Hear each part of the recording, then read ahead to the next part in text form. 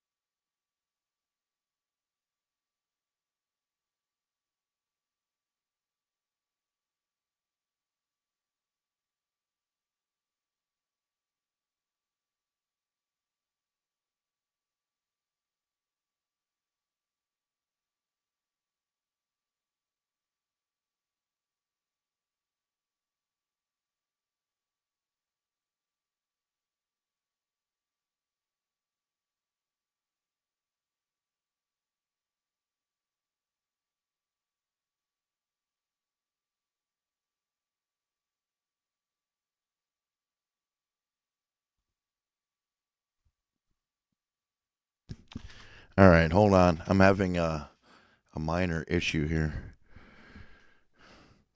I think I'm needing to go take care of this right quick.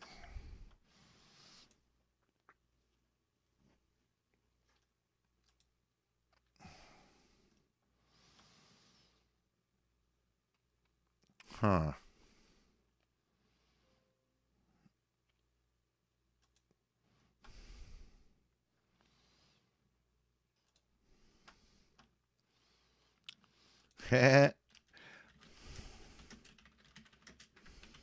What's up, Claude?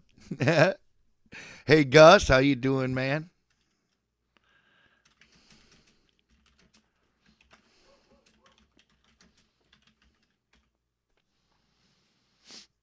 Oh, my goodness.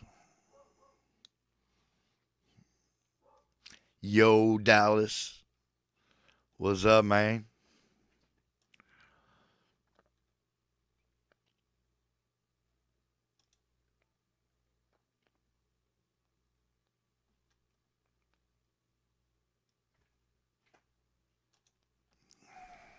Wow.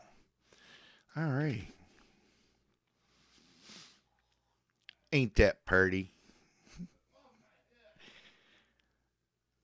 What's up, Jack?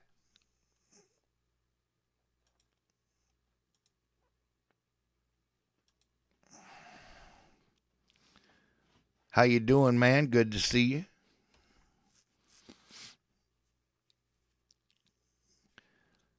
All right. Looks like everybody's here. Yeah, man. We're a little bumped up, but we're back on the road. We are doing it again. All righty. Well, let's get this show jumping, shall we? We're going to start with episode 828. Yeehaw!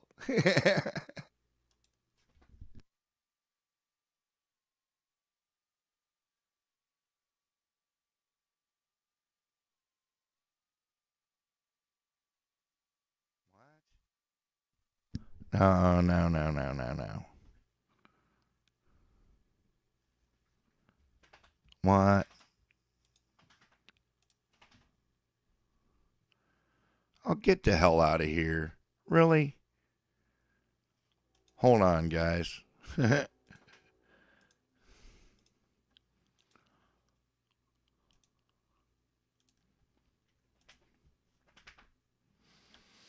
Oh, my goodness. I can't believe this has happened. Something horrible's gone on. Just give me a second.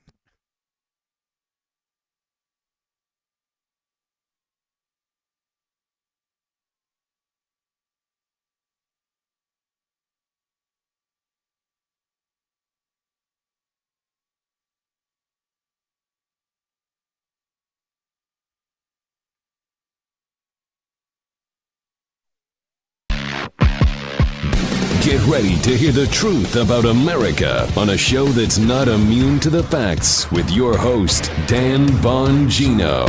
All right, well, All right, there's one. Somehow all my videos got moved. I don't know what happened.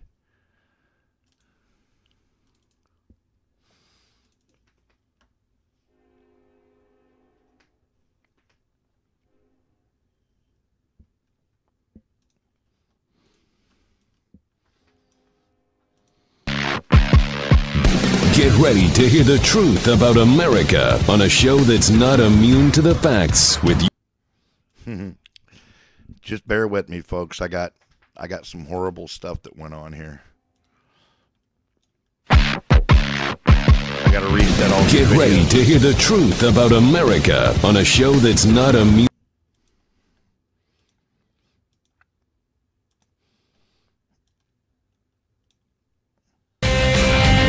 All right, folks, welcome to the Mark Levin Show. Dan Bongino in. All right.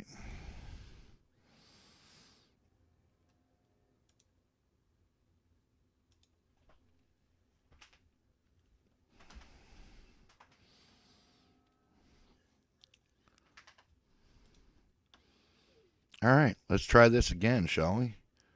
Episode 828. Get ready to hear the truth about America on a show that's not immune to the facts with your host, Dan Bongino. All right, welcome to the Dan Bongino Show. Producer Joe, how are you today? Here we go again, Dano. Yes, big Monday, big week. Thank you last week for another great week of listens. We really appreciate it. Got a lot to get to as always, including if if you missed, Joe, am I right here? If you missed last night, Donald Trump. His interview on 60 Minutes with far left activist Leslie Stahl pretending to be a journalist at 60 Minutes. Ooh. Ladies and gentlemen, I'm sorry. I know 60 Minutes a liberal show. You don't want to give them ratings, but you have to break the rules sometimes. Yesterday, I tweeted out last night, if there was a ceremony, a formal ceremony, Joe, for owning the libs, Donald Trump's interview last night was a hallmark of what that formal owning of the libs ceremony should look like. It was the greatest 20 minutes of television I think I've seen in forever. So I have a cut from that we're going to play in a little while. Also, and just astonishingly deep interview with Representative John Ratcliffe, who has been all over the Papadopoulos angle in the Spygate case. Just some nuggets in there that were just priceless that I want to cover. So big week. All right, today's show brought to you by our buddies at Wax RX. Hey, you know how much I love my sponsors. I don't take on products that I can't use, won't use, or can't vouch for. Wax RX is great. I had a lot of... Yeah, no. By the way, I'm president and you're not. Yeah, it was pretty fantastic.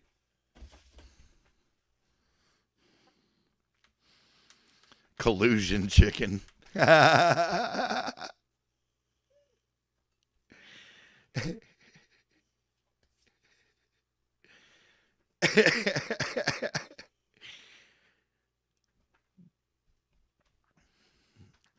I love you too, Deborah. Good to see you. Yeah, Shell's here and everything. How you doing, Lou? Good to see you, man. RX, and I can save some money. Doesn't require me to miss a half a day of work. Thank you.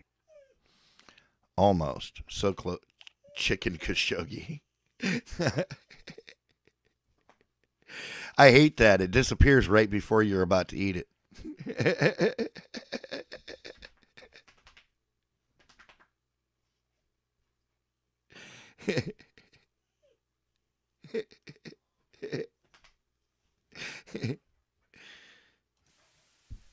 So from yesterday's 60 Minutes interview, one of the things I like about Donald Trump, and I want to get across this because Joe knows this about the show. One of the things I don't want to do is do empty commentary. Just say, Donald Trump on the libs. Great. Rah, rah. Great. That's terrific. That sucks. But I want to provide, right. I mean, a lot of people do that. Yeah. That's what I love about Mark Levin's radio shows, that he doesn't do that. He goes into deeper stuff. So one of the things I want to cover here is what Leslie Stahl tried to do and how you can learn from what Donald Trump did last night and why Donald Trump resonates with an increasingly large number of Americans that have surpassed party labels. In other words, whether they considered themselves in the past moderate Democrats or Republicans, they align with Trump. And it's because he fights back and he understands framing.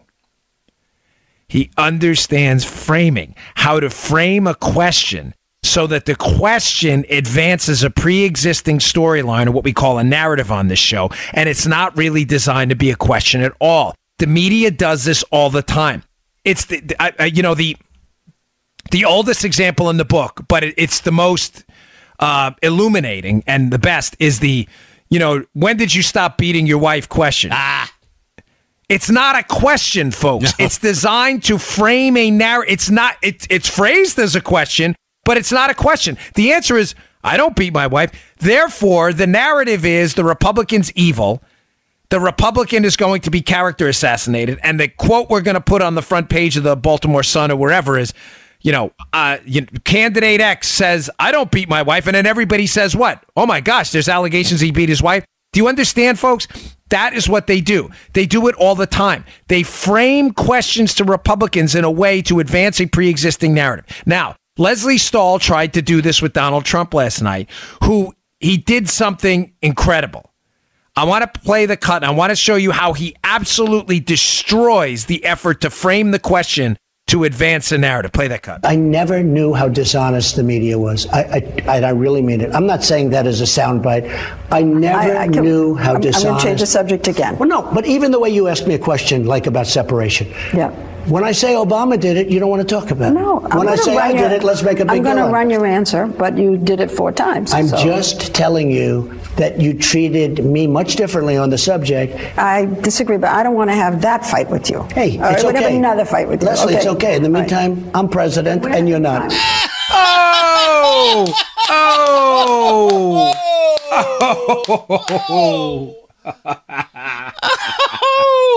I watched that. Not live, but live on 60 Minutes. But of course, it was taped interview. And I looked at my wife. We're sitting at the kitchen table. We're having some brisket. We're eating. And I looked at her and she looked at me. And we both at the same time, we didn't have to say anything, just broke out in laughter like, this is the ownership of the libs. This is what I'm talking about. Owning the libs has to be a commitment in your it's a lifestyle, owning the libs. Own the libs today. Own the libs tomorrow. Own the libs on election day. Own them next year. Don't give them a second. Don't give them a reprieve at all. Own the libs every day. Now, how did he break the frame? The framing of the question, which she had asked, but I didn't play the whole thing, but she had asked the question about the separations policy at the border, to which Trump responds, correctly so, that this is not his policy. It's the Flores consent decree that kids can't be held for more than 10 days in a detainment facility. Therefore, if the adult with them broke the law, the kid has to be released. So if you're a Democrat, I don't understand what you're arguing for. You're arguing for prolonged detention of children? I don't get it. Now, Trump understands that. But the media is not interested in telling you the truth about the Flores consent decree at all, or Trump's role in it. Not even a little bit, Joe. What they're interested is painting Trump as Satan. Certainly. That's exactly. Was that the Three Stooges? Curly, yeah. Curly. Yeah, it's embarrassing. I didn't know that right offhand. But this is their goal. This is what they want to do. They want to paint Trump as this evil, morally inept, just horrible human being. So when Trump then goes in and actually explains what's happening, Leslie Stahl has to cut that off. Why? This is important, folks. When you're in the media business, you figure this out. I've been in this Joe's been in it longer than me. That's all right. But I've been in this now since 2011. Yeah, this is 7 years. I think I've done between CNN, Fox, MSNBC, and others probably close to 1,500 hits. They call them hits. It's like a media term. In this business, radio and otherwise. And there's a thing Trump has mastered, which Leslie Stahl knows too, but Trump tried to figure it out. The last word always matters. Always. Leslie Stahl knows that. Hence, Joe, in her clip there, in a cut, and you can play it again if you want, you guys have the rewind button. In that clip, you'll notice Leslie Stahl is desperate to cut him off as he's giving this answer about the media and how they paint him as the bad guy. Notice, now let's pay attention to the frame. This matters, folks. You have to understand what's going on. Some of you are going to become activists. Some of you are activists. Some of you may become candidates. The frame in the beginning, the framing of the question, designed to get the I don't beat my wife narrative, right? It's not a real question. All right. Is you're an evil guy for separating kids at the border. She thinks she's going to make him dance on it and say, kids are awful or whatever. He doesn't do that. He immediately changes the frame to what? Think, folks. You heard it. Think about what he did. This is the brilliance of this guy in dealing with the media. He changes it immediately to a frame about how sucky the media is. And she senses it. She's not stupid. No. She's not dumb either. She's an activist for liberals. She's a tactician. She's not dumb. Don't make that mistake. Oh, you're stupid. That may make you feel good, but it's not true. Lesley Stahl's not stupid. She's been doing this a long time. She understands the frame, Joe. The frame has changed. Now to an argument about the media. Now Trump has taken the football and he's playing on. Now he's back down in the opponent's end zone. He's getting ready to rock and roll. He's getting ready to. Horrible example. My sports analogies have been way off lately. Let's give an MMA analogy, something I'm more familiar with. Okay, go with what you know, football, brother. Yeah. You want to, seriously, mixed martial arts analogy. There are stand-up fighters, and there are ground fighters, and there are stand-up and ground fighters, but you're always better at something. I'm a good guard guy on my back. He is now on the ground grappling, and the opponent desperately wants to stand up, and he won't let it happen. She tries to stop. She tries to get back on her feet because she wants to do the boxing. Trump doesn't like that. He likes playing guard. He likes playing the Brazilian Jiu-Jitsu game on the ground. So he gets you and he sucks you in. And they can't control it anymore. And he doesn't know what to and Lesley doesn't know what to do, how to respond. It's now gone from a framing piece about Trump's evil intent when it comes to immigrants and how bad and awful of a guy he is to a straight-up debate about how crappy the media is, which she knows she can't win. Folks, these pieces with Trump they're not, you can't subject them to simple analysis. I don't mean to oversell this, but I really never cover a topic on this show unless I feel I can add something, however small, to your life. And over time, the cumulative knowledge base, I think, from being here will help you out a lot. I only know it because not because I'm trying to claim some kind of intellectual high ground. I've been beaten a lot of times by this stuff when I first started running for office and fell prey to it. When you see what they're doing, it's not really a question. When you understand that and you change it back to areas you're comfortable with, like Trump, with these attacks on the ruthless media, he wins. Now, one last point on this and we'll move on because I don't want to beat it to death. But if you're ever doing this, you're doing interviews. Remember, the last word always matters. Always matters. Why?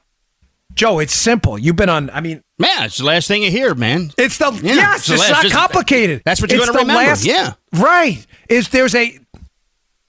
I remember in college, studying the nodal distance effect when your information nodes, and that's a complicated way of saying one of the last pieces of information you encounter is the one most likely to stick in your mind. Right. Now, is Trump thinking in his head about the nodal distance effect? He's not. He doesn't have to. Why, Joe? He's a natural at this. I'm president, and you're not.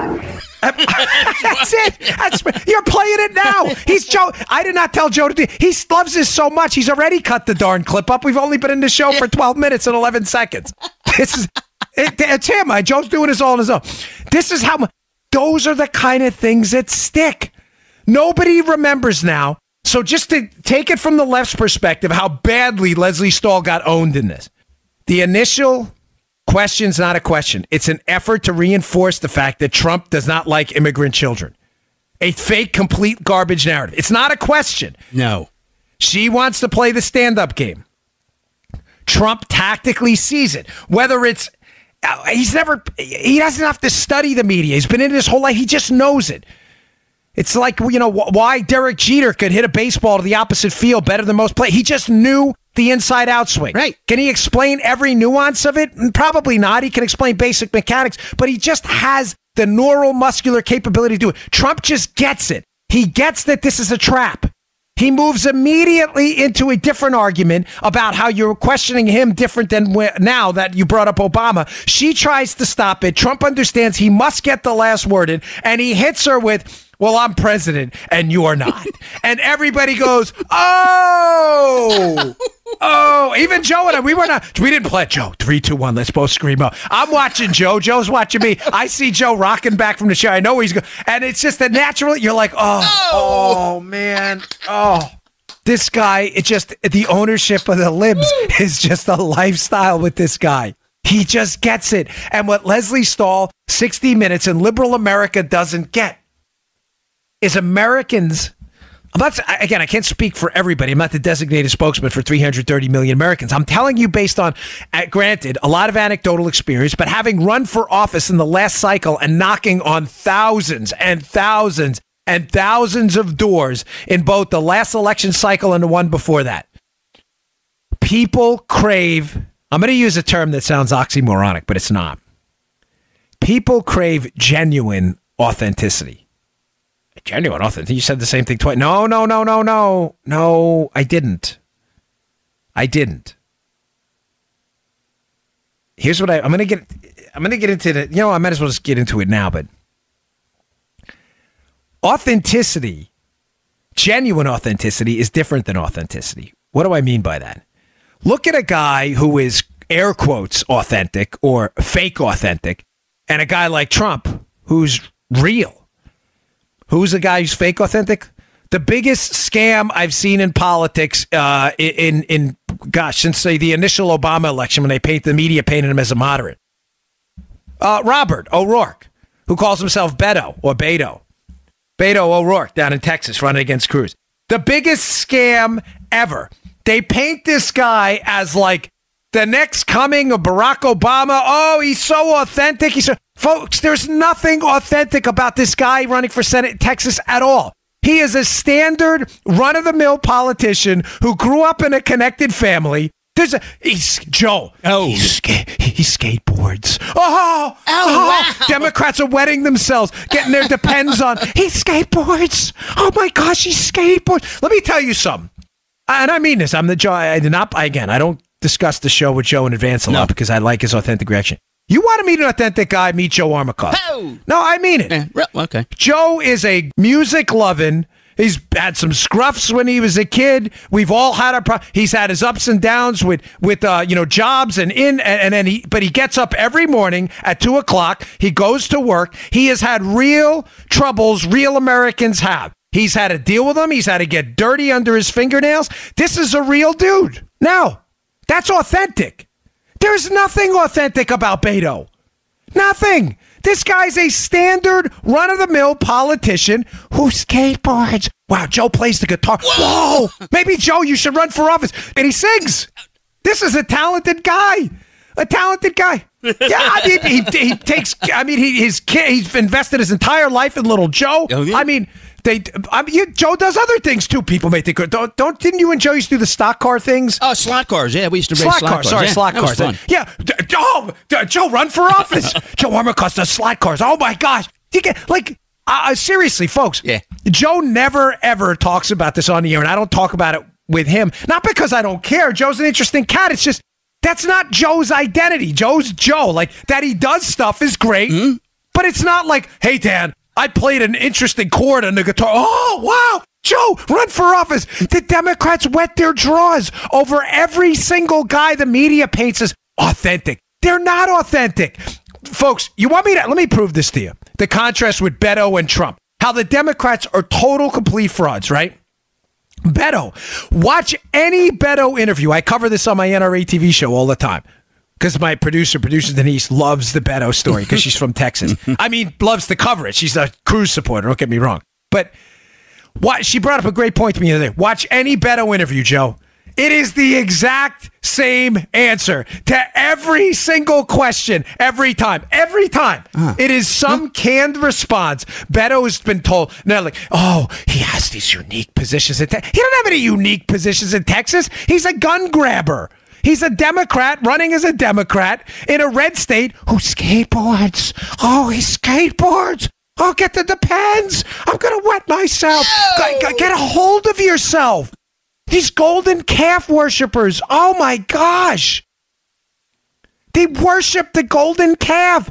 People don't worship Trump. And the Democrats like to paint it that way. That's not the case. They see a guy they know has flaws, who acknowledges those flaws and run from it. But he's had to build stuff in the real world. He's had to deal with, union people, city bureaucrats shaking him down, organized crime in New York. He had to actually build stuff. Oh, my gosh. he may have had some women growing up. Okay, at least he didn't lie about it, like Clinton.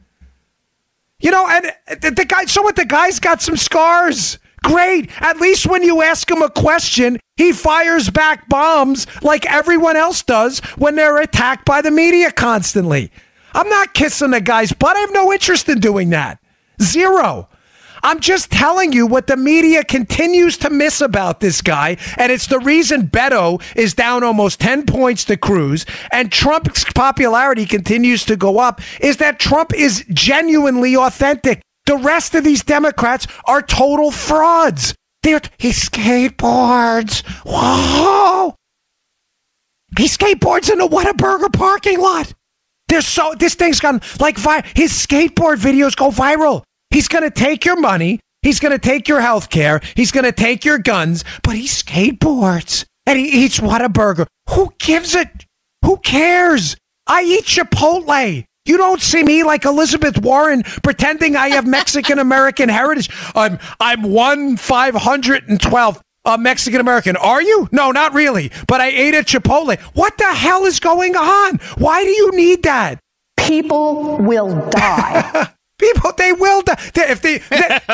If you don't believe, that's going to be our next. I haven't even touched Warren yet. If you don't believe her new claim that she's 512th day of birth, people will die. Oh. People will die.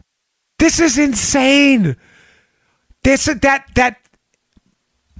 I swear I only wanted to cover this for 2 minutes. The owning of the libs by Trump, but it is important. The takeaways here are critical. Understand the framing of questions to advance narratives that are not questions.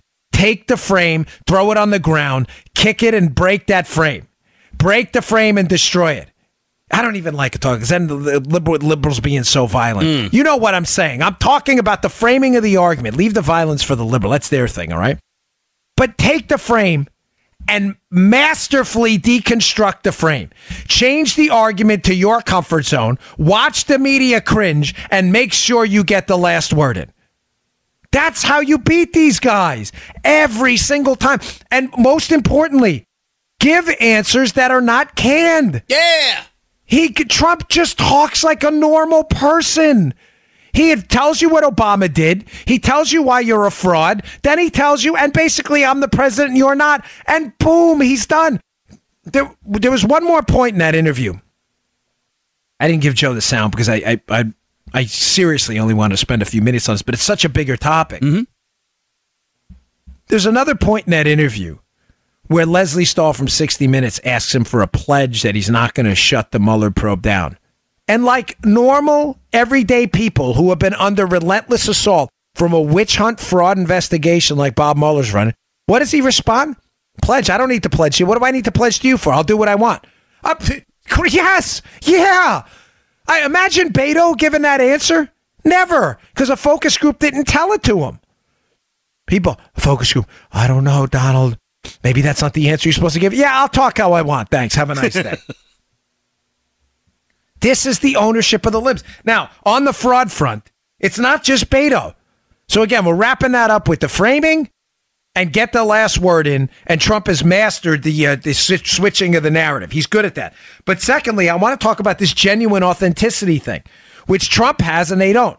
I already talked to you about Beto, who's a complete fraud. The guy's a standard run-of-the-mill politician who Democrats are burning money on left and right. Good. Send as much money to Beto, Democrats, as you can, because we're going to wind up winning in these other states that have siphoned off money to send to this phony. But we find out this weekend the Democrat candidate in Arizona running against Martha McSally, who was, I believe, an A-10 pilot in the military. Now we find out, Joe, that Kyrsten Sinema, who is another phony who seems to love attacking the citizens of Arizona. Yeah, I didn't say that wrong. She's running in Arizona, and there are multiple sound bites out there of this Democrat candidate running for office in Arizona who can't stop attacking people from Arizona.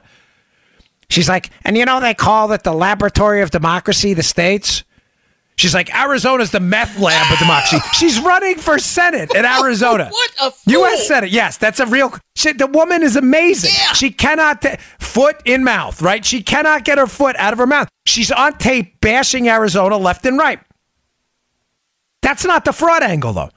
So now the National Association of Latino Elected Officials, NALEO, there's a controversy developing there now, too, where Sinema apparently has been represented as a Latino elected official somehow on their website. She's not Latino at all. Huh? Not even like a little bit. What? Now, I'll give you both sides, unlike the liberals would do to you. She's saying, hey, it's on them. We didn't do this. Meanwhile, the people at NALEO, who had her listed as a Latino lawmaker, hint, she's not. Breaking news, she's not.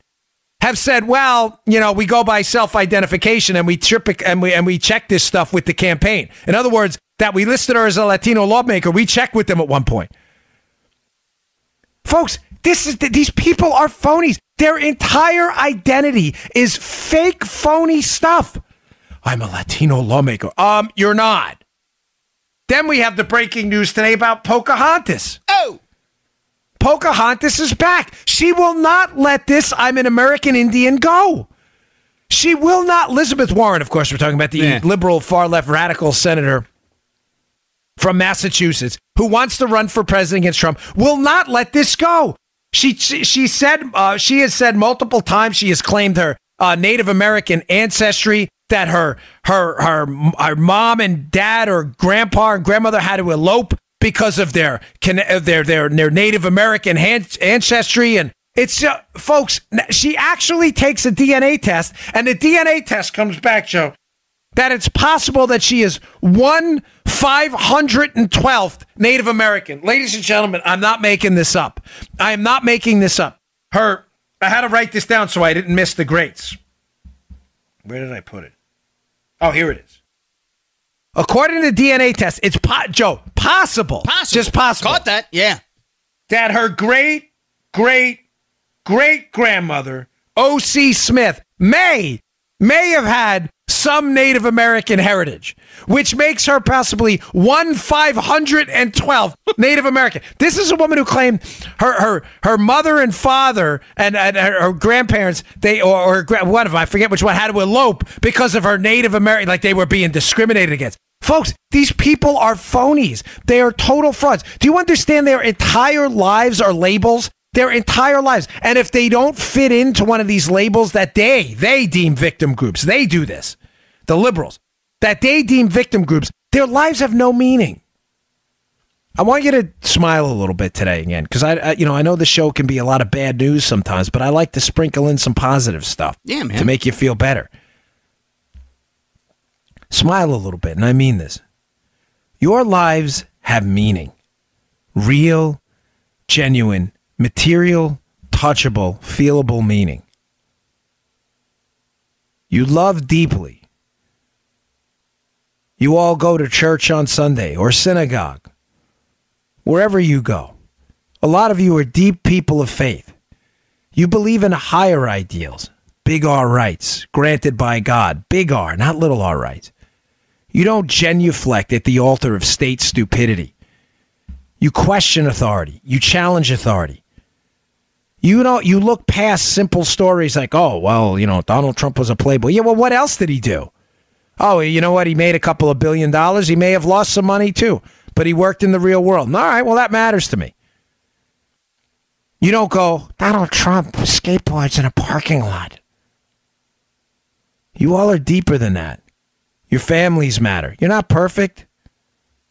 Fallen short of God's plan for you many times. I know I have. Your family matters. Your ability to defend your family matters. Not because you worship guns. Guns are a tool. Firearms are a tool like anything else. You understand that we live in a society full of people, sadly, looking to do ill will on others.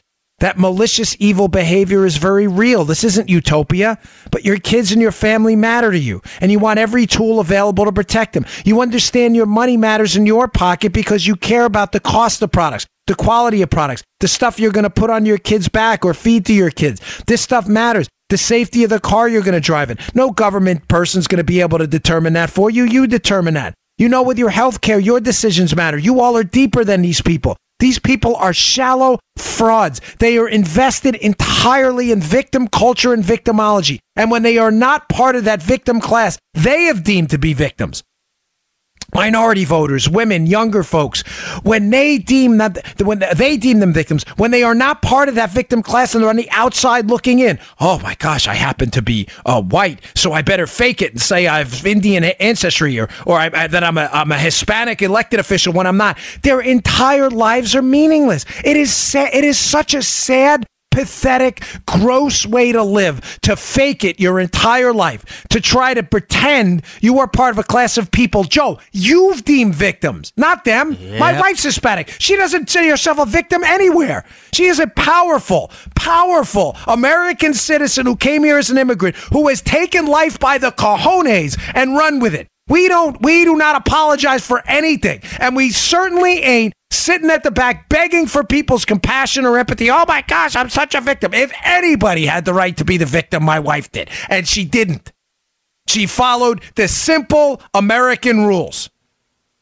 Come here, learn how to speak the language we speak, follow the education system, get a college degree, apply for a job in a field that has openings. And you know what? My wife was a hugely successful web developer. My entire web operation was up until we brought partners in, because it's now so big, was grown by her. She didn't have to fake anything. The formula for success is simple, and the Democrats don't believe in it at all. They believe purely in victim and blame culture, throw the rules out the window. Go to school, forget that, get a job. It's nonsense. This is all nonsense. That formula works. They know it works. But if it works, then victim culture goes out the window, because listen to me, if you follow those rules, go to school, invest in your education, learn how to dress for a business interview, comb your hair, brush your darn teeth, learn how to mop a floor when you're younger, and the work ethic that comes with sweeping floors and mopping when you're a kid. Learn a work ethic, show up early, leave late at work. The chances of you being a failure in life in the United States of America are almost zero. Zero. None. Joe, I assure you, was not born with a silver spoon. He wasn't even given a silver spoon later. Joe, in this podcast, worked because Joe said, I will work with you for free, which he did for a year, because we know this will work. I spent my last $10,000 buying this recording equipment. Yes, sir. It works. The formula works. The Democrats can't have you believe that. They have to constantly keep you angry. So they ignore the fact that this formula works for everyone. Everyone. And they constantly say, no, you're a victim. And they need you to believe it. Why? Because you're a victim of what, Joe? Something. And what is that something? It's always conservative values. That work. That work. Go to school. Brush your darn teeth. Wash your face. Show up early. Leave late. It doesn't matter what color that face is. You will succeed. They cannot have you believe that. You have to be a victim of something so they can protect you against what you're a victim of. That's their only game. We will protect you against those conservatives. But they don't want. This is why Kanye drives them crazy. Kanye's not a conservative. I'm not looking to Kanye ever for political advice. But what disturbs them so much about Kanye is his simple message. Hey, think for yourself. Drives them wild, because they know when intelligent young black men and women and Hispanic men and women, young people in general who follow Kanye, actually do think for themselves and say, you know what, if I go to school, I pay attention, I buy a nice suit, I show up for a job interview, I'll probably get a job and make a lot of money and buy a house. They'll all of a sudden they'll be like, well, why do I need Democrats? I thought they were protecting me against those values that actually are good things, not bad things. They can't have that. That's why Kanye freaks them out.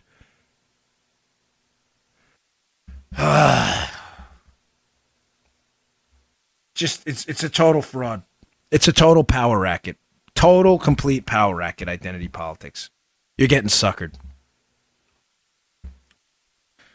Hey, I gotta pay for the show, so I appreciate your patience. Hey now! Today's show also brought to you by our buddies at iTarget. No, it's not, Dan. Your show is brought to you by Sick Pat, because that's where I'm showing your show, and we're going to not talk about those other people. The Ice Hotel. Oh, yeah. I've seen pictures of that inside, like the inside of it and stuff. That's awesome. They got like ice beds and shit. How freaking cool is that? A big ass. They had a big ass. What do you call it? Like a fountain in the main room one year. They carved it out, and they had wine running down over this ice sculpture to cool it, and then it pooled in the bottom, and they were like selling glasses. I'll bet that shit was awesome. And I am definitely not a wine snob. I like homemade hooch and shit, but I'll bet that wine was awesome.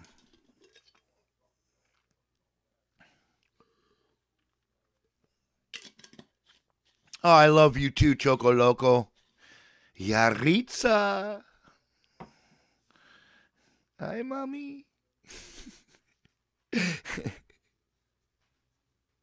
You make me say, hi, mommy.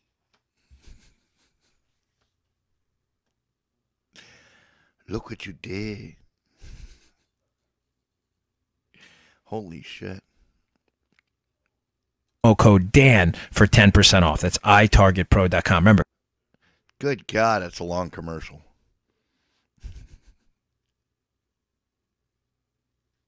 She said, ooh.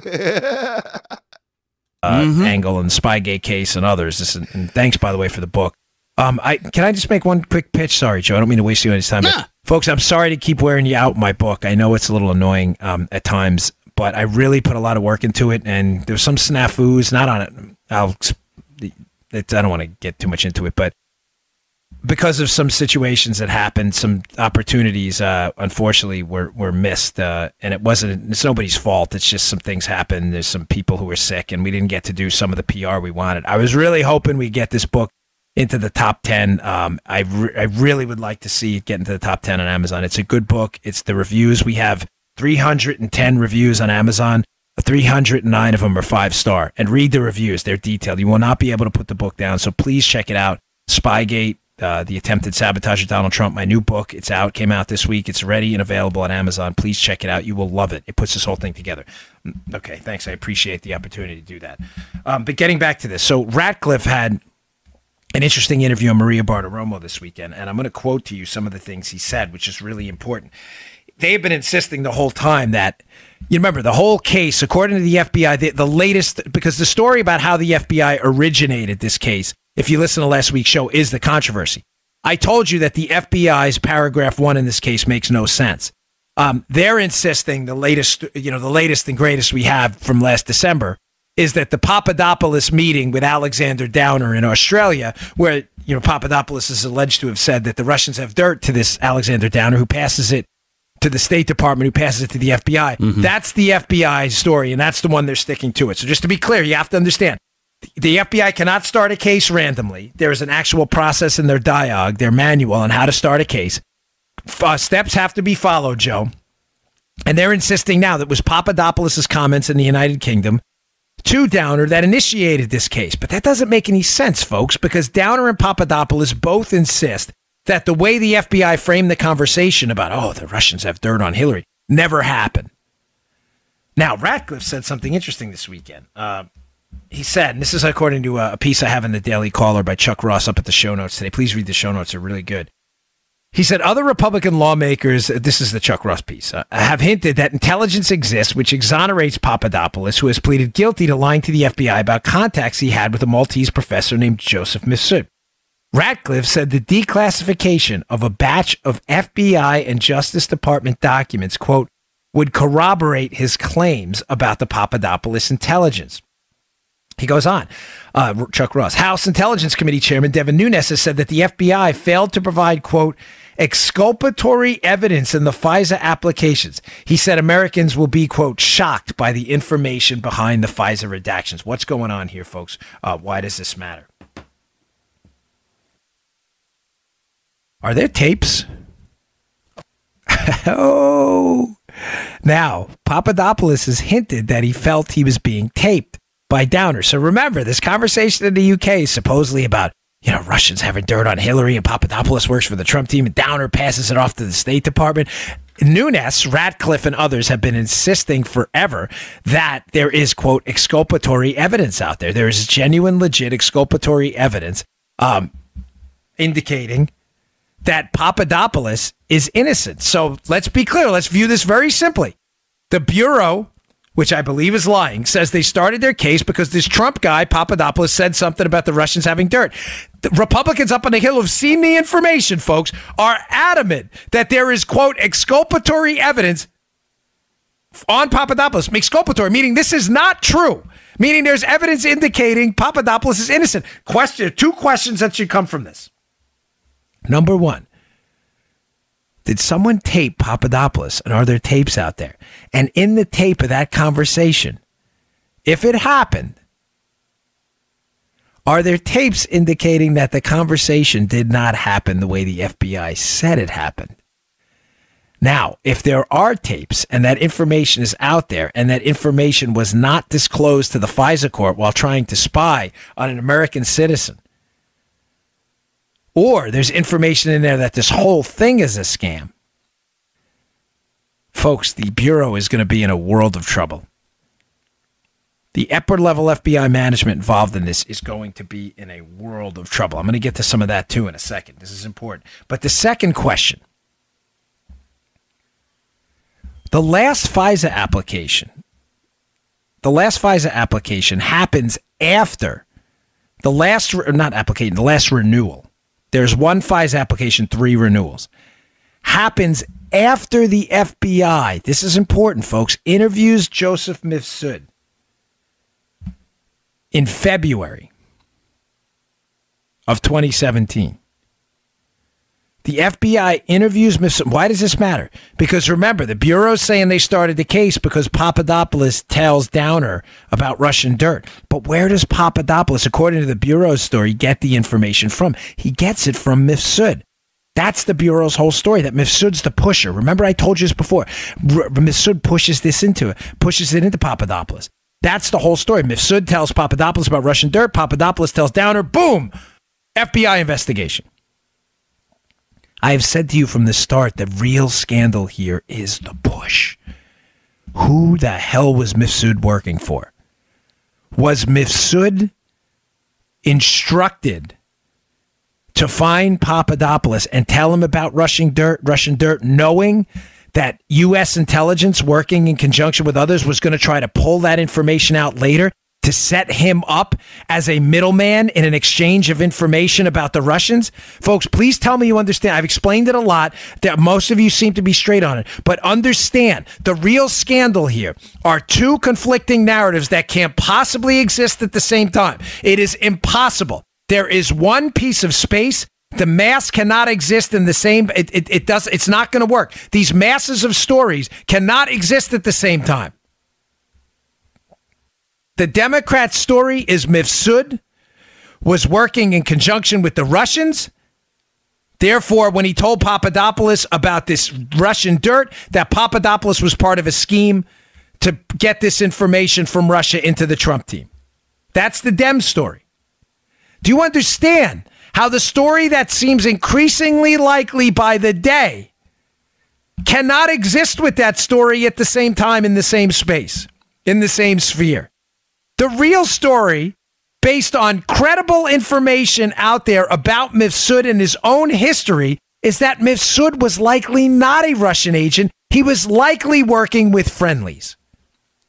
Why were friendlies trying to set up Donald Trump? Mifsud can't be a Russian agent and simultaneously working with friendly intelligence assets, folks, or else we have an even bigger conspiracy, do we not? These 2 stories cannot coexist. Why is this a problem with the latest revelation here? About with Ratcliffe this weekend, Joe. The problem they're going to have is if he's saying there's exculpatory information that's going to blow people's minds, is it possible that when the FBI, Joe, interviewed Mifsud in February, that some of this information about Mifsud's ties to friendlies and not, in fact, the Russians may have come out and they renewed the FISA anyway?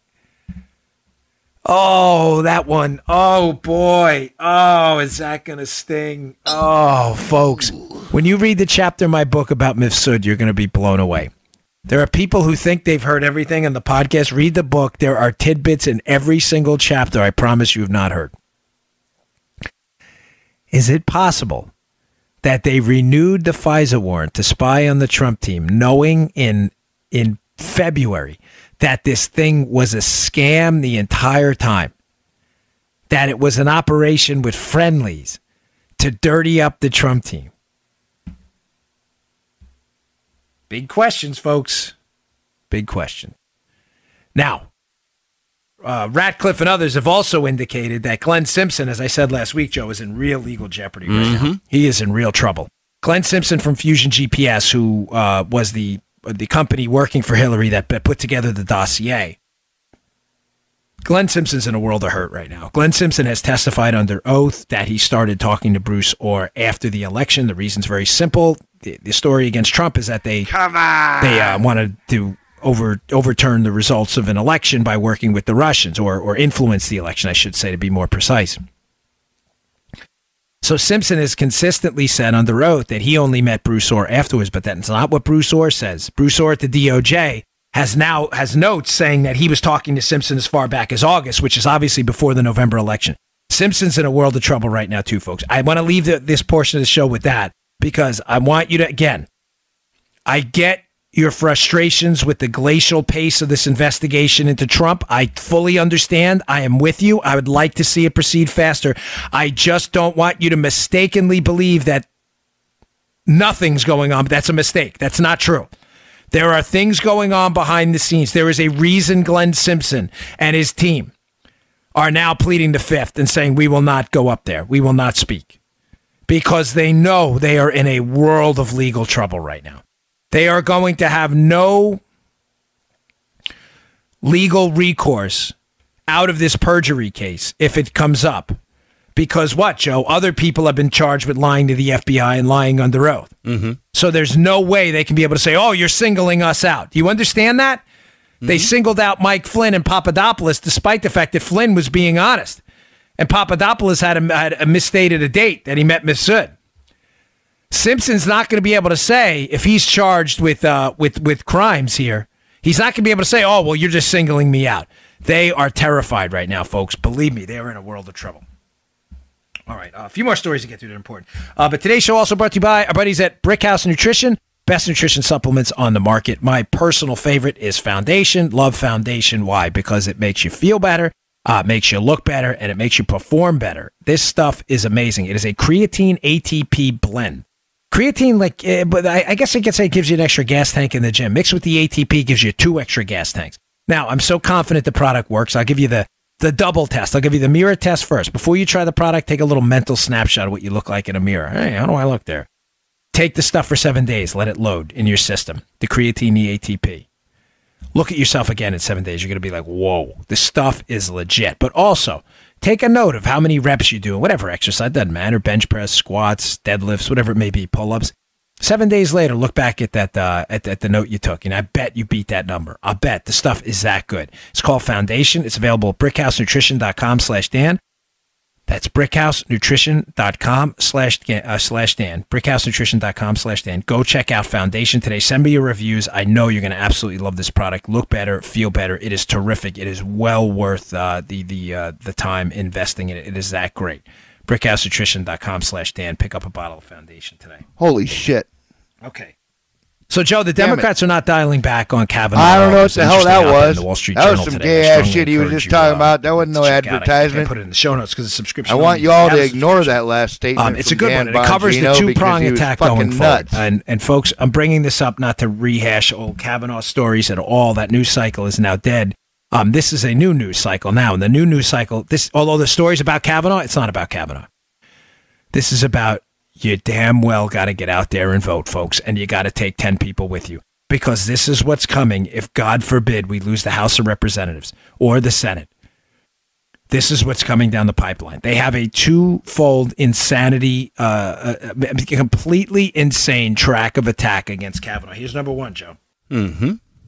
Number one is some of these the papers and documents, the administrative filings, emails and stuff, will become public in relatively short time, probably from the Bush administration, from Kavanaugh's time there. They are going to use his experience in the Bush administration, which is, there's no there. He was a staff secretary in the Bush administration, right? Yeah. Mm-hmm. They're going to use that to demand recusals on just about every case that goes in front of the Supreme Court. Well, if it touched the George W. Bush administration, they are going to demand a recusal from Kavanaugh. Folks, take it to the bank. That's what's going to happen. That's strategy number one, which would render the 5-4 Supreme Court conservative majority completely ineffective. It is a nonsense, garbage, ridiculous chaos strategy, but that's what the Democrats are. They're the party of, as I saw Phil Kerpen put out this weekend, mobs, not jobs, right? That's the Democrats' new motto. Mobs, not jobs, baby. They want chaos. Number two, and folks, I covered this last because this is beyond insane. I don't even have a descriptor for it. The Democrats are actually murmuring behind the scenes. We're not talking about fringe elements only here. We're talking about elected people in the swamp who are seriously discussing packing the courts. In other words, adding Supreme Court justices if a Democrat is elected president and they take over the Senate. Adding. We've had 9 since the late 1800s. They are seriously, this was a strategy, by the way, that almost decimated FDR's presidency, trying to pack the courts. But you see where they're going with this, folks, right? Right now, you need a Supreme Court justice to step down or, sadly, to pass, like Scalia did, to fill that seat. The Democrats are seriously discussing, if they take the presidency in the Senate, adding 9. Well, if we have 9, Joe, we can have 11. Let's add 2 more liberal justices. Instead of 5-4, it'd be 6-5 liberal. Folks, this is complete, unadulterated, utter chaos. The Democrats have turned into a party of complete tyrants up on the Hill. It's the we win, we lose, we win strategy. We lose, then we just go pack the courts. We ignore everything Donald Trump does. We attack people in the streets. We attack them when they go out to dinner. We character assassinate Brett Kavanaugh. Please understand, this stuff, it's not over. That's why I told you, the story's not about Kavanaugh. Right. This story is about the chaos the Democrats are going to bring if they win this thing back. This is a disaster. Please, please, please get out and vote. It is hypercritical. This is an important time. All right, one last story, which is important, because I like debunking liberal nonsense, and I saw it in Bloomberg this morning. Not the greatest website in the world. They have obviously left-leaning bent.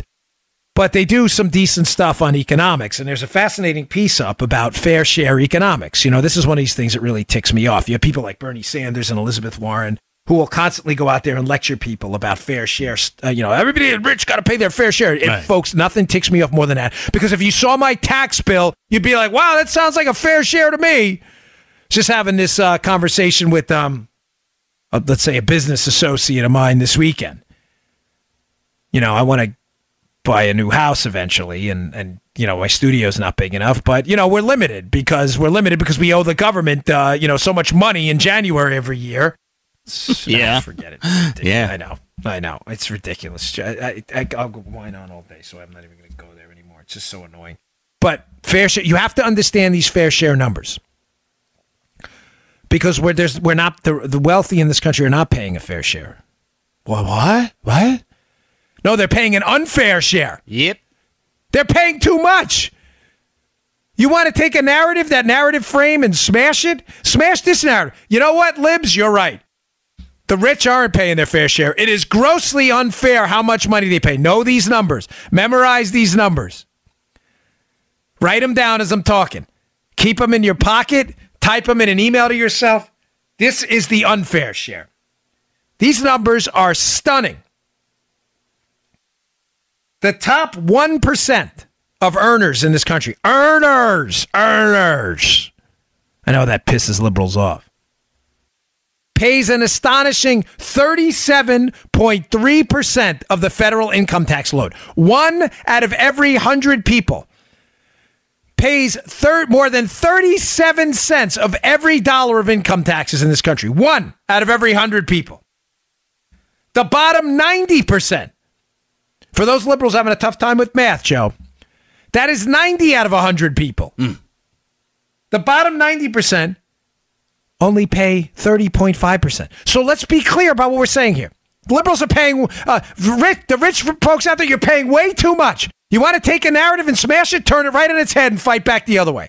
1 out of 100 people are paying 7 percentage points more of the income tax than the bottom 90 out of 100. You're right. It's not a fair share. It's a grossly unfair share. Oh, it gets better. The top 50%, 50 out of 100, wouldn't be the top, the top half, pays 97% of the income tax load. That's right, Chewy. And Chewy's upset. Oh, yeah. When Chewy's upset, Joe only whips Chewy out once in a while. Yeah. You know things are ugly. Yeah. Meaning the bottom, Joe, what's 97 minus 100? This is not hard. That would 3, Dan. 3, yes, Yeah. 3. Thank you. I'm sorry I had to put you on the spot there, but scared liberals me, have a Dan. tough time with math. That means the bottom 50% of earners pay 3%. 97, top 50, bottom. Now, I'm bringing this up for a reason. Bottom 53%. If the bottom 50% pay only 3% of the income tax, the guy in the Bloomberg article, which is shockingly fair, brings up an interesting point. He says, well, what percentage of taxpayers pay about 3% of the tax load too? In other words, think about the argument. It's a very clever argument. So we get it now, right? The bottom 50% of earners pay only 3% of the income tax load. They only pay 3 cents out of every dollar. He said, if we go to the top half, how high do we have to get, given that the wealthy pay the majority of taxes? What percentage of taxpayers at the top half, how wealthy do they have to match the 3% of the entire bottom 50% of earners? I'll promise it'll make sense in a second, but I had to set it up a little bit complicated. 0.001%. In other words, folks, very simply, the 1,400, 1,400, not 14,000. Mm-hmm. This is a Joe. This is gonna. You may need the Depends after this, like the liberals. Okay. The 1,400 wealthiest taxpayers in the United States pay the same percentage of the income tax load as the bottom 50% of the country. 1,400 people in the country pay the entire percentage of the income tax load as the bottom 50% in the United States. 0.001%. That you're right. That is not a fair share. That is a grossly unfair share. Folks, please understand what I'm telling you. The 1,400 wealthiest Americans pay the same percentage of the income tax load as 50% of the country. You want to take an argument and just smash it completely? That money could be invested in businesses. That money could be providing jobs. Instead, what is it? It's given to the government to flush down the toilet bowl. And I am tired, finished, done making the argument that the government spent. Here's the taxes suck. It's a scam. It's theft. Outside of the military and the constitutional role of government laid out in our Constitution, taxes suck. It's a total waste of money. Stop apologizing. I can't believe you're saying it's true. Government flushes your money down the toilet bowl. Period. Full stop. Thank you. Have a nice day. All right, folks. I appreciate you tuning in. Thanks again for picking up my book, Spygate. I appreciate you all clicking on the new website. Sorry about we had a couple hiccups last week. Traffic was overwhelming, but Bongino.com is up and running with fresh new content. I have great articles at the show notes today. Good one by Chuck Ross. Good one. Bye, Dan. Hi, Dan. All right, so that was episode 828 from Monday, which is yesterday. And this is today's episode. Crying. Dude, I'm look, if you ever see me crying, just run, because I'm no longer rational. I'm going to kill someone, and I'm not probably real particular about who it's going to be. Dear God, if you see me crying, you should run. Just find the opposite direction and flee.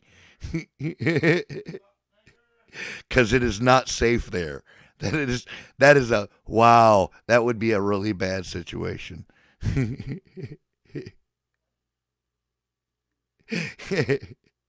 It's a sign of the apocalypse. That's right, man. Dude, if I'm bawling my eyes out when you walk, just go the other direction. Whatever like you perceive as the other direction, that's where you should be moving as quickly as possible, because something horrible is about to happen. Walks into the ER.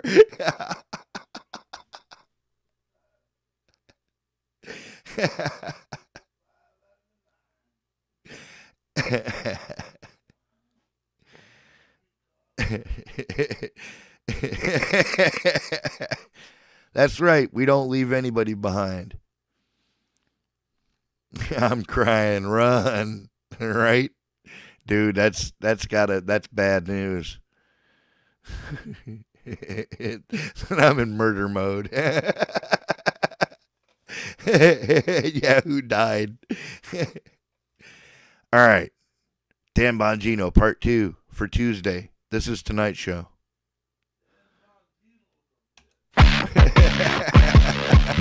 Get ready to hear the truth about America on a show that's not immune to the facts with your host, Dan Bongino. All right, welcome to the Dan Bongino Show. Producer Joe, how are you today? Happy Tuesday, everybody. Yeah, yesterday was a big day. It was in for Levin, did Hannity at night. So I had a caller when I was filling in guest hosting for Mark Levin last night, Kathy. And it was a tremendous call. I don't take calls on the show, and I've never done this before. But by popular demand, I'm going to play portions of the Kathy interview later.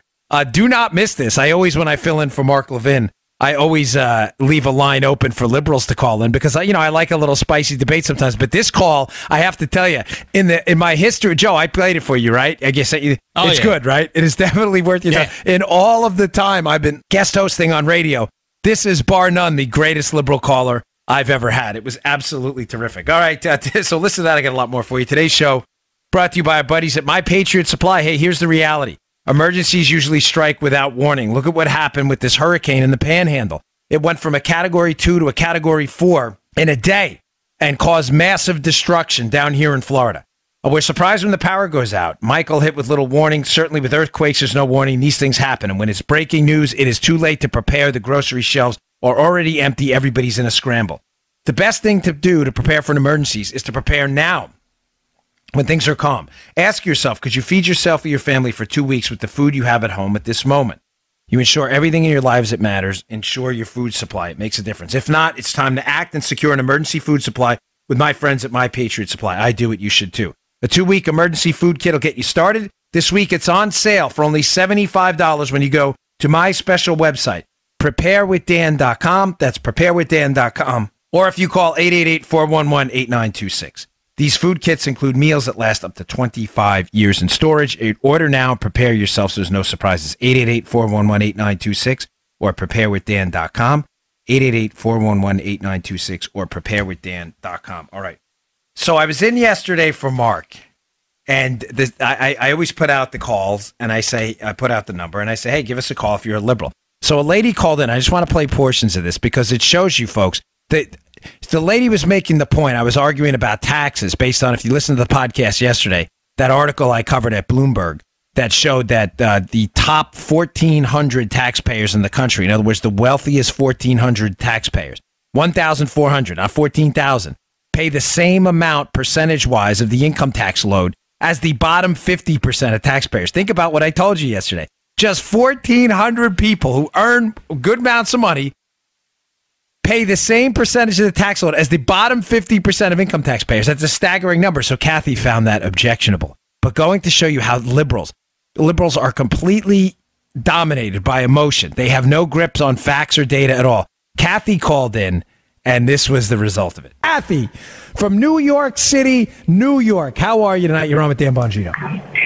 Great. I want to say, sir, that the rich in this country should pay 100% of the taxes because the rich have 100% of the representation. And the American colonists fought the Revolutionary War to end taxation without representation, which is what we have right now in 2018. Okay. Taxation with no representation. You do. And so, single American Kathy, are you wealthy? Hold on, Kathy. Kathy. Only the rich have any representation in this government. Okay. Kathy, are you rich? Hell no. You're not. So you don't have a congressional representative? Kathy, let me ask you a question. What congressional district do you reside in? My congressional representative. What's the district? Who she cares about is what's the number? Brother. What district do you reside in? I do believe it's Charles. Is this the greatest call ever to talk radio? Sometimes I think maybe we should take calls on the podcast once we go to video. We'll do live eventually. I think we should take calls from liberals just to let them expose themselves. So I'll get to. Don't worry, I'll play some more of that. But so she calls in and she objects to the fact that supposedly only the rich have congressional representatives. Yet apparently she's not aware she has a congressional representative. That's why I asked her if she was rich. She said no, she's not. So then I said to her, well, who's your congressional representative? She has no idea, meaning she may actually, in her head, believe that people who don't have money don't have a congressional representative. Of course she doesn't believe it. She's just making this up on the call. But goes to show you how they're so embedded in emotion, it never even occurred to her to know her own congressional representative before she called in. So keep going, Joe. Okay. Kathy, you don't even, let me get this straight. You want the rich to pay 100% of the taxes. You're making the claim that you have no representation. You simultaneously do not even know the number of the congressional district you live in, and you're expecting us to take you seriously. Is that where we are with this? I know my district. Okay, tell you what, I'll give you a second. Kathy, well, I rarely do this on the air because I'm up against the break here, but I'll give you a second to Google it. Tell us who your representative is and what the district is. Go ahead, do your thing. Maybe we'll play the Jeopardy sound. Okay, sir. You don't know, do you? You have no idea. Are you kidding me? You think I don't know who doesn't represent me in Washington? She has no idea. She has no idea. Folks, this is liberals. They have no idea. She calls in to complain about her congressional representative not representing her because she's not rich. And she has absolutely no idea who her congressional representative is. Ladies and gentlemen, let me give you a little clue. All you have to do is Google find my representative in Congress. Literally, not figuratively. Just put that in there. It'll ask you for your address. It would have taken her 30 seconds. She didn't even know how to Google it. So you don't know the number of the district. You don't know the name of your rep. And you don't even know how to Google it. And you're calling claiming you have no representation. But you don't even know who to contact. You don't even, because you've never looked it up. Yet you want the rich to pay more taxes because you don't even know who your congressional representative is. Hold on one more. We'll play who is it? Exactly who doesn't represent me in Washington. Kathy, who is your representative? Simple question. What's the congressional district number you live in? You're pathetic. I love Rich. You are the greatest producer ever. Kathy, we got the Jeopardy sounder in the background. Have you figured out yet who your congressional representative is? Go. Come on. Liberals are hoping. They're praying you come through in the clutch. You're making a strong argument here that the rich should pay 100% of the taxes. We're asking a basic question. Oh, you think I don't know, sir? You think I'm just asking. Who is it? Know exactly. Just make up a name. Here, I'll make a for the liberals out there. Kathy's congressman is Joey Bag of Donuts. Representative Bag of Donuts. Kat, is that it? Is it Bag of Donuts? That's the truth. The rich is the only people they represent. Oh, that's it, folks. Joe, you like how I slipped that Bag of Donuts in there, Joe? Yeah. Oh, man. Oh, folks, I'm sorry. I usually don't begin with frivolous stuff, but there's a bigger point here. Like I said, I don't just like to say the bigger point in this whole thing is I've been dealing with liberals for a very long time now, basically most of my adult life, living in liberal states, running for office against liberals, living in liberal states and running for office, dealing with liberal media outlets, liberal media attacking me all the time. It's fine. But you learn quickly that they are so devoid of facts and reason. I was just so glad she put her argument was that the rich should pay more in taxes because she's not represented by her representative. We asked a simple question. Who is your representative? She has no idea. Doesn't even know the name of the number of the district or the name of the representative. This is the liberal ethos. This is it. This is how they work. So, again, sorry to replay if you may have heard it live on Levin last night, but I felt like it was the greatest caller ever. And being that we don't play calls here on the show, I just had to throw that in there. So, all right, getting back to the news. Who had a worse day? Yes, you're looking at me a little I was wondering if you wanted to finish it up because there was a little bit more there. Oh, all right. Play the end of it. What the heck? We might as well finish it. Are you for real? Seriously, are you a conservative, quietly calling conservative shows to act like a liberal who has lost it to make people go out and vote for conservatives? Is this I'm serious. Is this a crank call? When billionaires are paying nothing in taxes, you think we should Rich, be paying anything? this is the greatest phone call ever. Can you please send me the tape of this? This may be I have to put this. This is the greatest phone call in the history. Paying nothing. Okay, Kathy, because I got 20 seconds. One more shot. Come through for the libs all across the country. Who's your congressional representative of what district? Come on, here you go. Let's hear it. Revolutionary War 2.0. Oh, my God. It's a war. It's not even funny. Oh. Now she wants another American Revolution, and they say we're the crazy ones. Oh, yeah. The hatred. I forgot. Hatred. You know what? I'm actually glad you played that. I forgot about that. The Revolutionary War thing where she was calling for war at the end. Unreal, dude. Oh, incredible. And that aired on Joe's station, too. Joe runs WCB. He's one of the producers over there for that station. They run the Levin program. Oh, yesterday was just crazy. So, all right, getting back to some others. Who had a worse day yesterday? I got a lot to get to today, including the James Wolfe, the Senate staffer who pled guilty in a very, very suspicious plea deal. But we'll get to that in a second. But who had a worse day yesterday? The Democrats, Avianti, otherwise known as Avenatti, creepy porn lawyer, or Elizabeth Warren. What a disaster. I just want to hit this briefly because the Democrats... a guy called in to Levin last night as well, and he wasn't a liberal. He was kind of a moderate Republican, but he said, I disagree. I think Trump screwed up on this, attacking Warren. We're off message here. And I made the point to him, no, you're absolutely wrong. And I know you're absolutely wrong because the Democrats are now panicking. Mika Brzezinski and Joe Scarborough, two liberals at MSNBC. Jim Messina, who was Obama's, I believe, deputy campaign manager, but is definitely an Obama guy. Jim Messina, I remember from the White House, is knee-deep in Obama ideology, was an Obama guy. They are all complaining about the Democrats right now and what the Democrats are doing. Matter of fact, Messina, Mika Brzezinski, and Joe Scarborough had basically the same message, and the message was this. What the hell are you guys doing 22 days out from an election? What are you doing? That's why I asked the question, who had a worse day, Avenatti, the Democrats, or Elizabeth Warren, right? Here's why. Here's what's going on. Folks, for all of my dealings with the Democrats, I really cannot stand, and I fight every day of my life against their ideology. It's pernicious. It's malicious. It doesn't work. It'll lead to economic destruction and basically government confiscation of portions of the economy, your gun rights, everything else. We get that. But I'd be lying to you if I said I didn't respect their ability to stay on message. I do. I do, because you have to know and understand your ideological opponents. You must. I've said this to you a lot, Joe, on the air and off the air. Yeah. I've always respected dealing with them, their ability to ruthlessly and relentlessly stay on message. On Obamacare, on taxes. Their message is consistent all the time. It's wrong. It's wrong, but it's consistent. Tax cuts. Are you going to benefit the rich?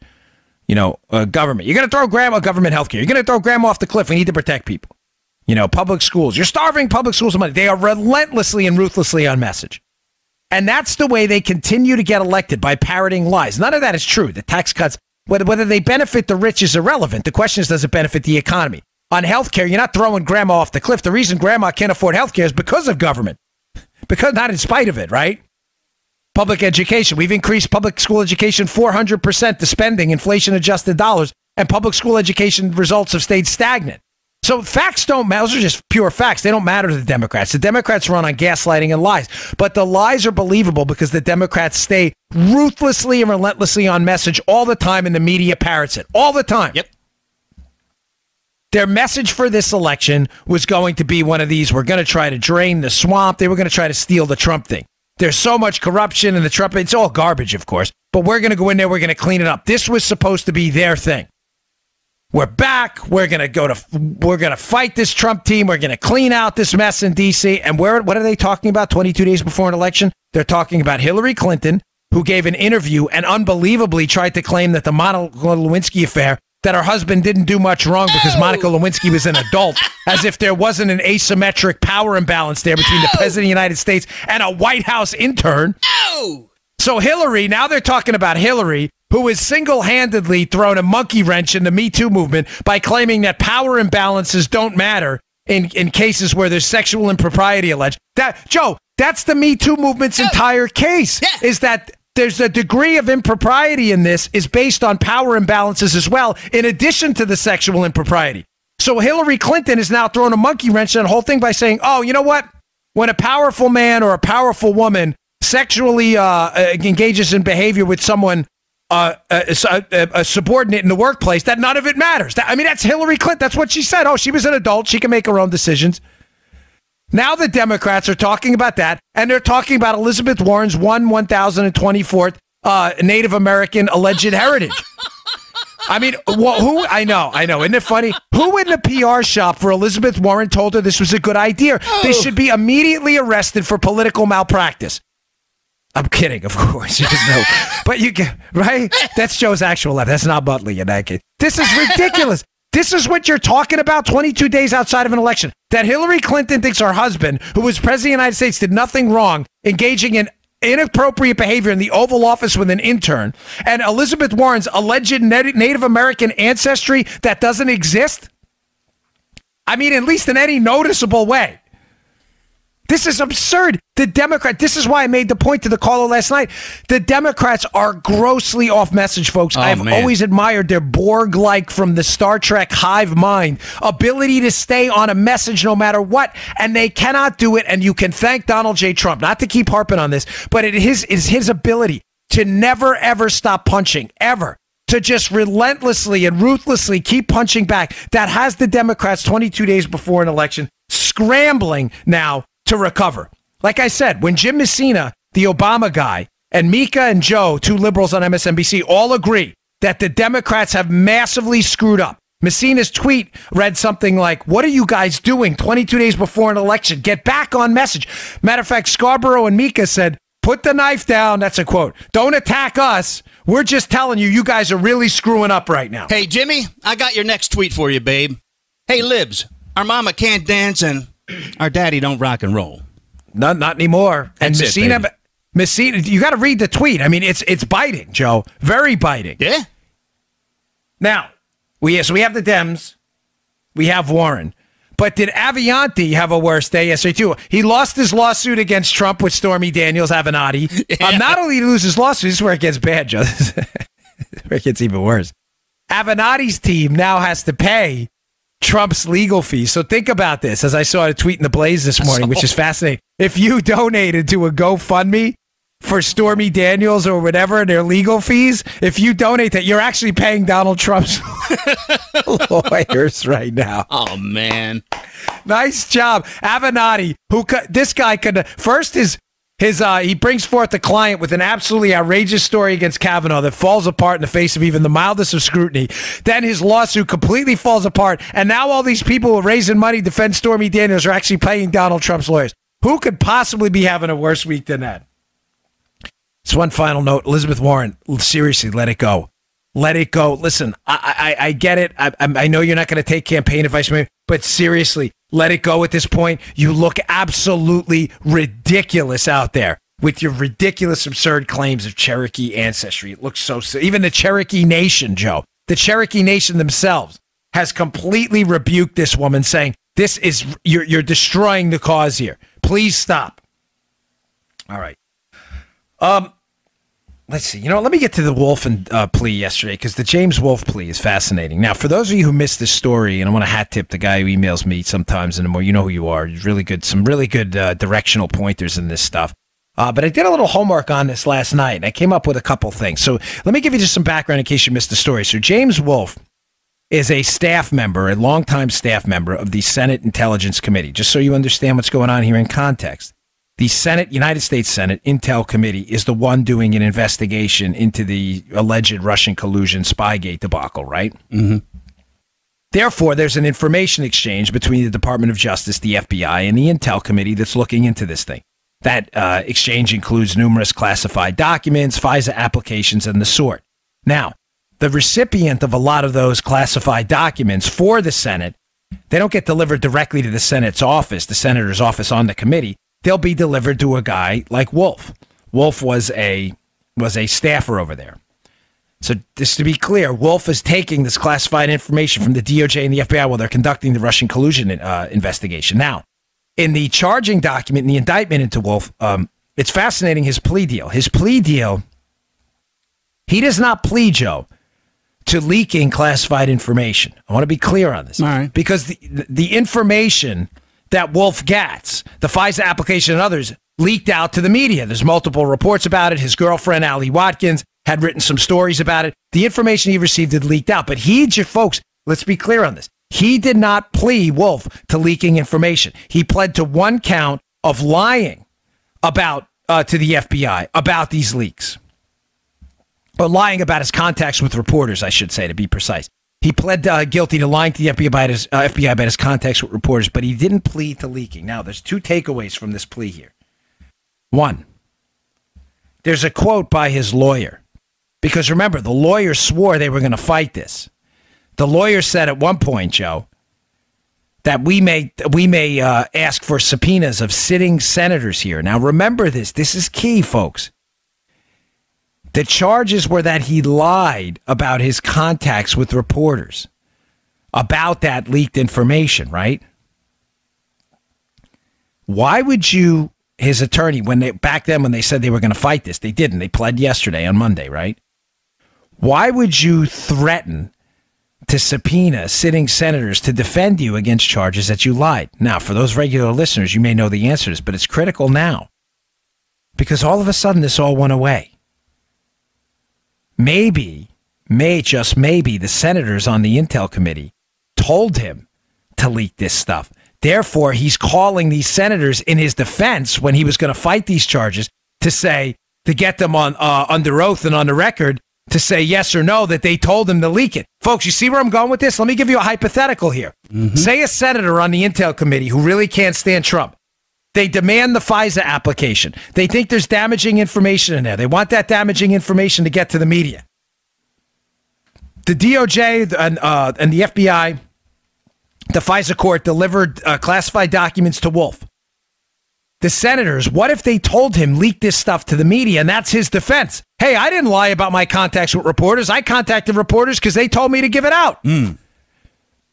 All of a sudden, that goes away now because he pled. So there's not going to be a trial, and if there's no trial, Joe, there's not going to be senators put on the stand. Are you tracking where I'm going with this, Joe? Yeah, I'm with you. It's a really simple point I'm making. Did the United States senators with an anti-Trump bias order a staffer on their committee to leak information to the media? Period. That's the question. And the fact that Wolf's lawyers were going to ask senators to testify says to me there's something highly suspicious going on there. Now, here's a quote from his lawyer that was given yesterday, which should definitely make give you a little bit of, hair standing on end kind of thing.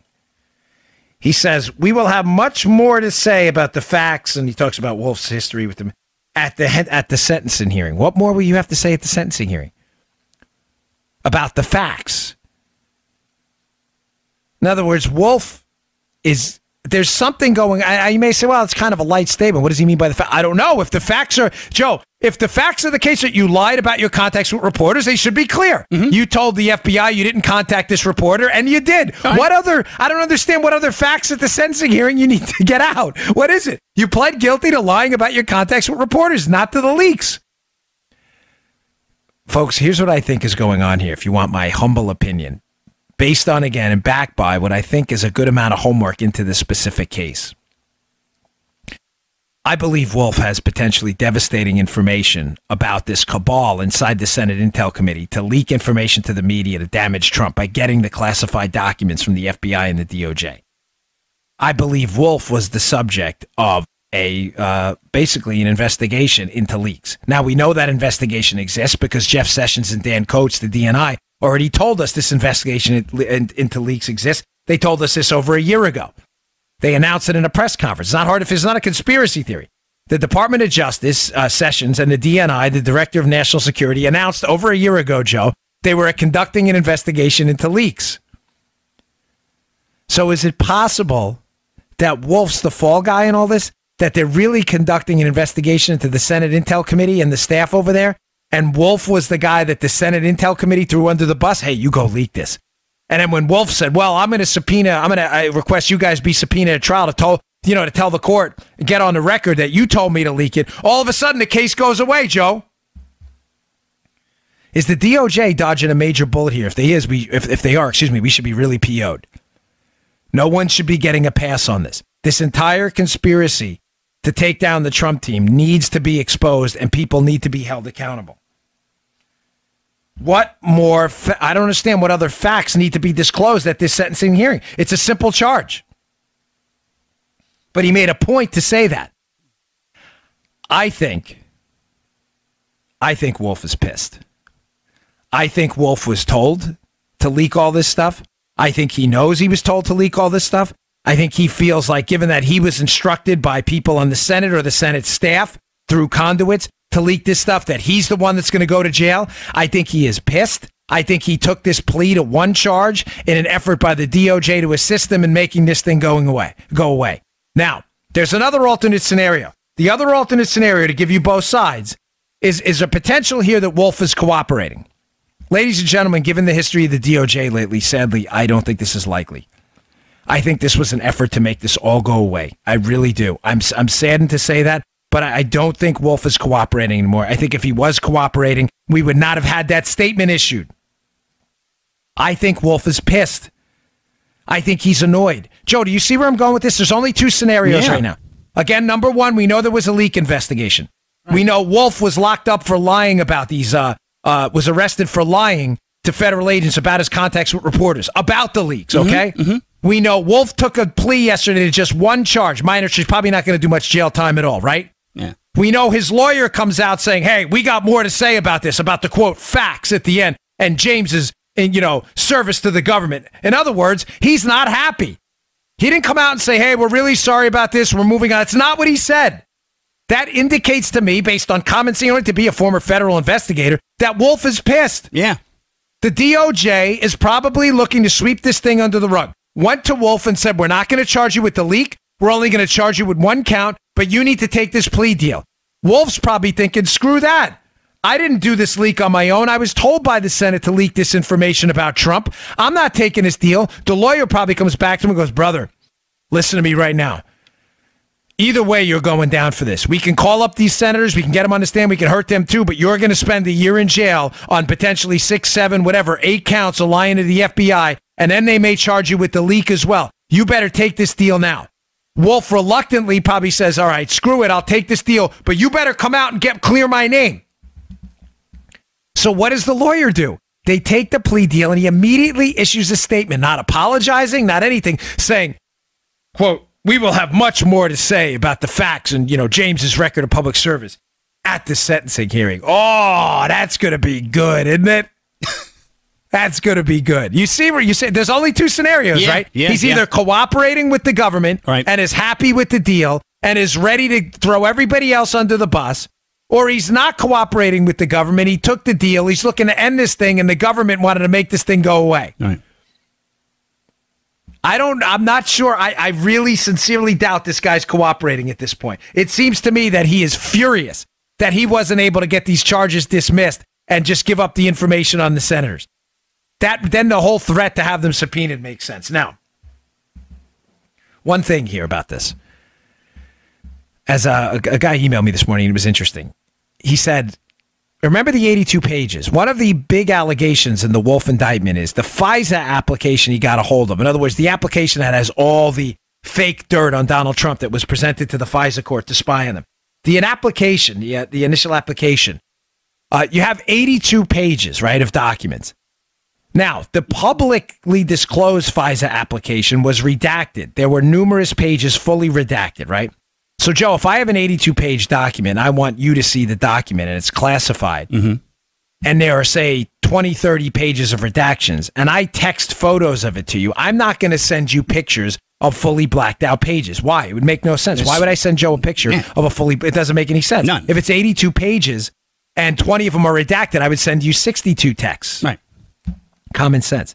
One of the interesting things about this case that's fascinating, and I have a ton of articles in the show notes today about this at Bongino.com, so please check them out, is on the day Wolf takes hold of the FISA application and the 82 pages,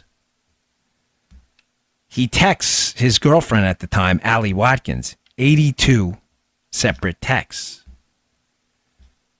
Now, again, if he's texting her, why would he send her redacted pages? It's fairly obvious to me at this point that James Wolf likely sent Allie Watkins an unredacted copy of the FISA, meaning the media, folks, has had a copy. People in the media, because remember, there's allegations in the indictment of him contacting multiple reporters, Joe. It is strongly, strongly likely that the media has had an unredacted copy of the FISA for months now, meaning they've known this whole scam. Now, an interesting question brought up to me this morning, which I've thought about, and I have a theory on this. What if, now we know this was a setup now. We know this was a government operation to out the leakers. So they were watching Wolf the whole time. What if the 82 pages, what if some of the information in there was not accurate? What if it was intentionally false? In other words, was it a fake FISA document? It's a good question. Yeah. Why is that interesting? It would be interesting because it would explain a boatload of media misreporting on this Trump thing the whole time. Think about it. So, folks, are you tracking me? It's clear at this point that he texts her 82 times. That we know. It's likely at this point that those 82 texts were the 82 pages of the FISA document that were not redacted, because you're not going to text a blacked out page. If that unredacted document the media's had the whole time is not real, but it's a fake FISA in a sting operation to out them, the media may have been reporting on this Trump-Russian collusion thing the whole time using bad information that the government themselves provided. Think about how stupid the media would look right now. Can you imagine their entire basis for reporting on the Russian collusion thing has been this FISA application based on bad dirt on the Trump team, Joe, and the FISA application is a sting document and it's not even real? Oh, that is new levels. That's cosmic levels of stupid. That is cosmic levels of stupid. It explains all the misreporting on Deutsche Bank, the misreporting on WikiLeaks and Don Jr., the misreporting on Flynn. If they have been leaking out fake information all over the place and the media's been eating it up, do you realize you've been played like a sucker the whole time? Oh, this would be just poetic justice, wouldn't it? Poetic justice. All right, it's I just the Wolf thing is that story fascinates me. That 82 text thing is just incredible, because there's no question right now that something suspicious happened with that FISA application, and the media has to come clean on what they've been dealing with sooner or later. They may have been played like fiddles. All right, today's show also brought to you by our buddies at Indochino. We love Indochino. No Indochino. No, you know why I like them? Because I have to wear suits all the time. And unfortunately, I can't get anything. No, fuck your Indochinos. Fuck all that shit. No. Fuck that. No advertisements here, eh? We don't advertise shit. You hear that, AI? Artificial intelligence, dude? No advertisements here. All right.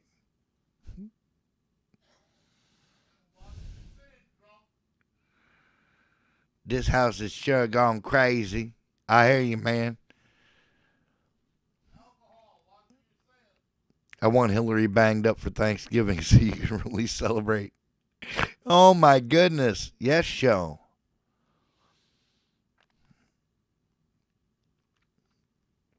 That's right, man. That's the thing. Everybody in my room has morals. We know the right thing to do, okay? I don't care where you come from, where you were raised at. It doesn't matter. We all know what the right thing is. And I'm saying we may need to do that a lot in the next few months. The mask dropped off. What I did was I shut it off.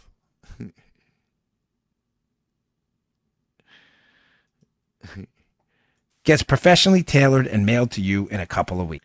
Yeah. No, it was a commercial, man. So I shut it off.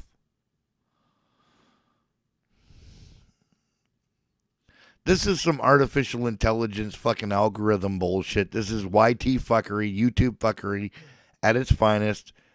And I hope you enjoy. It's all good. Damn right, Aaron. Because all the wrenches here are my peeps. Check it out, folks. You are. Nah, I'm not going to check it out. It's still a commercial. Jesus. Casual clothing there. Holy shit, Dan.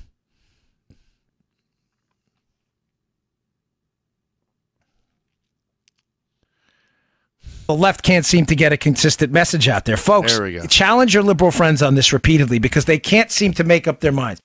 Do they want majority rules or not? Do they want majoritarian influence or not?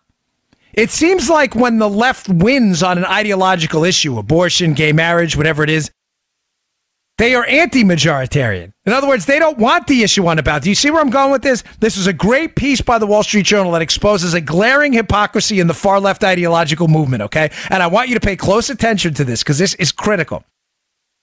The left changes its position in a heartbeat.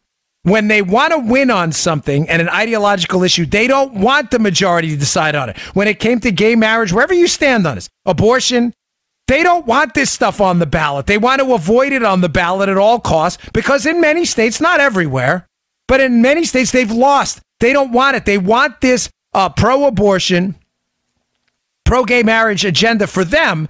They want it imparted upon states where they don't think it'll succeed on a ballot. They want it. That's why the Obergefell case, Roe v. Wade, that's why they wanted to handle this stuff in the courts. So on one hand, just to be clear, they're saying we don't want the voters to decide it. We don't want majoritarian rule. We want the courts to decide it. You tracking? Yeah. This is a big hypocrisy with the left, and it's a brilliant piece that points this out. So when they think they can win in the issue on the issue in the courts, they will push anti-majoritarianism. No voters, push it through the courts. We win, you lose. This has been their rules. That's why I say it's the new rules for us, because it's been their rules for years. But fascinatingly, Joan, the Trump era, where they keep dropping L's, losses left and right, on the tax reform package, on their battle for the courts, their battle on immigration policy, they keep losing left and right. They've gone to the courts again to try to stop it. But now, ironically, as they go to courts to try to stop it on anti-majoritarianism, because people, voted for Trump. They voted for the wall. They voted for the portions of the travel restrictions, right? They voted for this. As they simultaneously go to the courts to fight public opinion and majority rule, ironically, they're making the exact opposite case when it comes to the political structure of the country. Don't lose me on this, because this was a brilliant analysis everybody needs to own for your liberal friends. Tell them to make the choice. Majority rules or not? What do you want? Because you want the majority when it comes to the Electoral College, when it comes to the Senate, and when it comes to court packing. But you don't want the majority when it comes to issues you don't like. Travel restrictions, immigration policy, gay marriage, abortion. You want that decided in the courts. So he goes through these three items. Number one, the Electoral College. So again, the left is anti-majority rules. But then, now all of a sudden, they want majority rules because they don't like the Electoral College. Their case now is that the Electoral College, the way we elect presidents, the popular vote, ladies and gentlemen, I'm not going to say it doesn't matter. It does matter. Because whoever wins the popular vote within the states, I know a lot of you know this, so forgive me for repeating it, but it's important. Some of you may have heard this for the first time. The presidential national election is not a national election. It is a series of state elections where the winner of that state's popular vote gets that state's electors for president. The Electoral College, whoever gets 270 of those Electoral College votes, then in fact wins the presidency. So it's really a series of 50 separate state votes. It's really not a national vote per se. It's a national office, but it's 50 separate state votes. The Democrats are now arguing that no. Popular votes should matter here. They're doing this popular vote state compact where if they can get states with 270 plus electoral votes to all agree to pledge that the winner of the national popular vote will win, this is their new thing now. You understand what that would do effectively, right, folks? Yeah.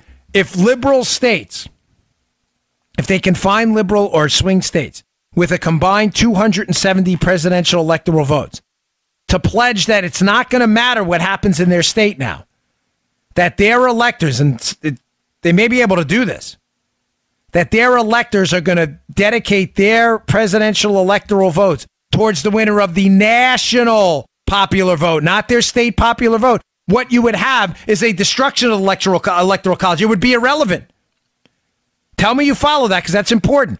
So now they're anti-majority. Now they're all about the majority again. Mm-hmm. Now why? Because they lost the presidency. Mm-hmm. Now I can guarantee you that if the situation were reversed and the Democrats won the electoral college for the presidency, whoever it is, whoever runs in 2020, Hillary Clinton or otherwise, and they lost the popular vote, like what happened to Trump. He lost the popular vote, won the electoral college, overwhelmingly, by the way. The Democrats would make the exact opposite argument. My point in this is the same. The Democrats are complete, total hypocrites. And the way you expose hypocrisy is by asking basic questions, because remember, your political opponents can avoid an assertion. They cannot avoid a question. They can't, or else it looks like they're not answering it. If you just make a random assertion, they can avoid it. It's one of the best pieces of political advice I ever got. Whenever you're debating someone, make sure everything ends with a question mark, because people can't avoid a question. Ask your liberal friends, what is it? Do you want majority rule or not? Because when we tried to put would you support a national vote on abortion, a national vote on gay marriage? How come you don't support the travel restrictions? How come you don't support immigration reforms? People voted for that. People voted. Donald Trump's the president. That's his agenda. They hate it. They want everything done through the courts. But then when it comes to losing the Electoral College, well, you know what? We lost the Electoral College. We got to get rid of it. Majority rules again. The Senate, their new beef on the Senate. I covered this yesterday. Their new beef on the Senate is that, which, by the way, the Connecticut Compact, with the whole purpose of that, was to give states adequate representation up on the Hill within the Congress. We already have a branch of government, dedicated to the population representation. It's called the House of Representatives. I don't know how liberals keep losing this. The whole idea was that the states would have adequate representation, regardless of population, on the other side of the legislature in the Senate. Every state obviously gets 2 senators. The Democrats hate that now. Their point now is that the Supreme Court, the Senate's voted on the Supreme Court, and that the number of senators representing the states that voted to put Brett Kavanaugh on the Supreme Court are far outweighed by the senators, the population of the states that voted against it. Are you tracking what I'm putting down here, folks? Yeah. So first, they don't like the fact that the popular vote does not decide the president because they want majority rule. Second, they don't like the fact that the senators from less densely populated states voted to put Kavanaugh on the Supreme Court. They're saying, look, senators from New York and California basically should not only decide the president, but should decide who goes in the Supreme Court too. So now they're attacking the Senate too. Also, they're attacking the court. They're attacking the courts, and they're suggesting that the court should be packed now. Erroneous. Right, there you go, Vince. You know it. Vince Vaughn chiming in there. Now they want to pack the courts too, because they don't like the fact, again, that the United States, given its system of representative democracy in a constitutional republic, we are not a direct democracy, folks. I'm not going to give the sheep wool for dinner. It's been said a million times, but you get the point. We are not a direct democracy. The fact that the Democrats are losing and have lost, they are attacking things that represent a representative constitutional republic, because they want, in the case where they think they can win in their population centers in New York and California, they want to decide who the president is. They want to decide the Senate now. Now they want the Senate to be representative based on the number of people in a state. This is absurd. And now, because they don't like how the courts worked out, so you attack the presidency, you attack the legislative branch, now they want to pack the courts too. There are actual suggestions from credible people on the left, that they add justices to the Supreme Court, which hasn't been done since 1869. Remember, folks, FDR suggested this. He didn't implement it. Even with massive control of the government, FDR, the closest thing we've had to a monarch in a long time, even FDR had to back down in his court packing scheme. Folks, this is actually being suggested right now, that more judges be added to the Supreme Court because the Democrats do not like the fact that they lost their majority. Yeah, exactly, Joe. Joe's telling them they're number one right now with the wrong finger. Actually, the right finger in this case. Yeah. This is just amazing. They cannot decide what they want. They want majority rule when they lose, and when they think they can't win on an issue, they don't want majority rule. They want it off the ballot, and they want it decided in the courts. Pick it. Which one? All right. Finally, today's I got one. This is, folks, is a really good story, by the way, about the budget deficit. I don't want you to miss this out because I covered this last night a little bit on Levin. It's really good stuff. Today's show brought to you by, sorry, I was just reading this ad. Today's show brought to you by our buddies at Brickhouse Nutrition. Love Brickhouse. Foundation's my favorite product. It is a creatine ATP blend. What more could you ask from a nutrition supplement? It makes you look better, feel better, perform better. It is the best. Now, I know little Joe uses it. I have a nephew came up and drove up from Fort Lauderdale to get a bottle of this stuff, which was interesting because he probably burned more in gas. It's not that expensive, Foundation. But he liked the stuff so much, he wanted it right away. It's called Foundation. What does it do? It effectively gives you 2 extra gas tanks in the gym. But one of the nice side effects of that is not only to get you work out harder, so you'll grow quicker, you'll look better, you'll lean out, you'll lose body fat, but the way it works inside the muscle cells, it gives you a volumization effect, and it makes your muscles look bigger, look almost instantly. I always say give it 7 days, but it happens right away. The effects are almost transformative. Do the mirror test. Go to brickhousenutrition.com/Dan. That's brickhousenutrition.com/Dan. Pick up a bottle of Foundation and do the mirror test. That's all I ask. That's how good this stuff is. Look in the mirror, take a mental snapshot.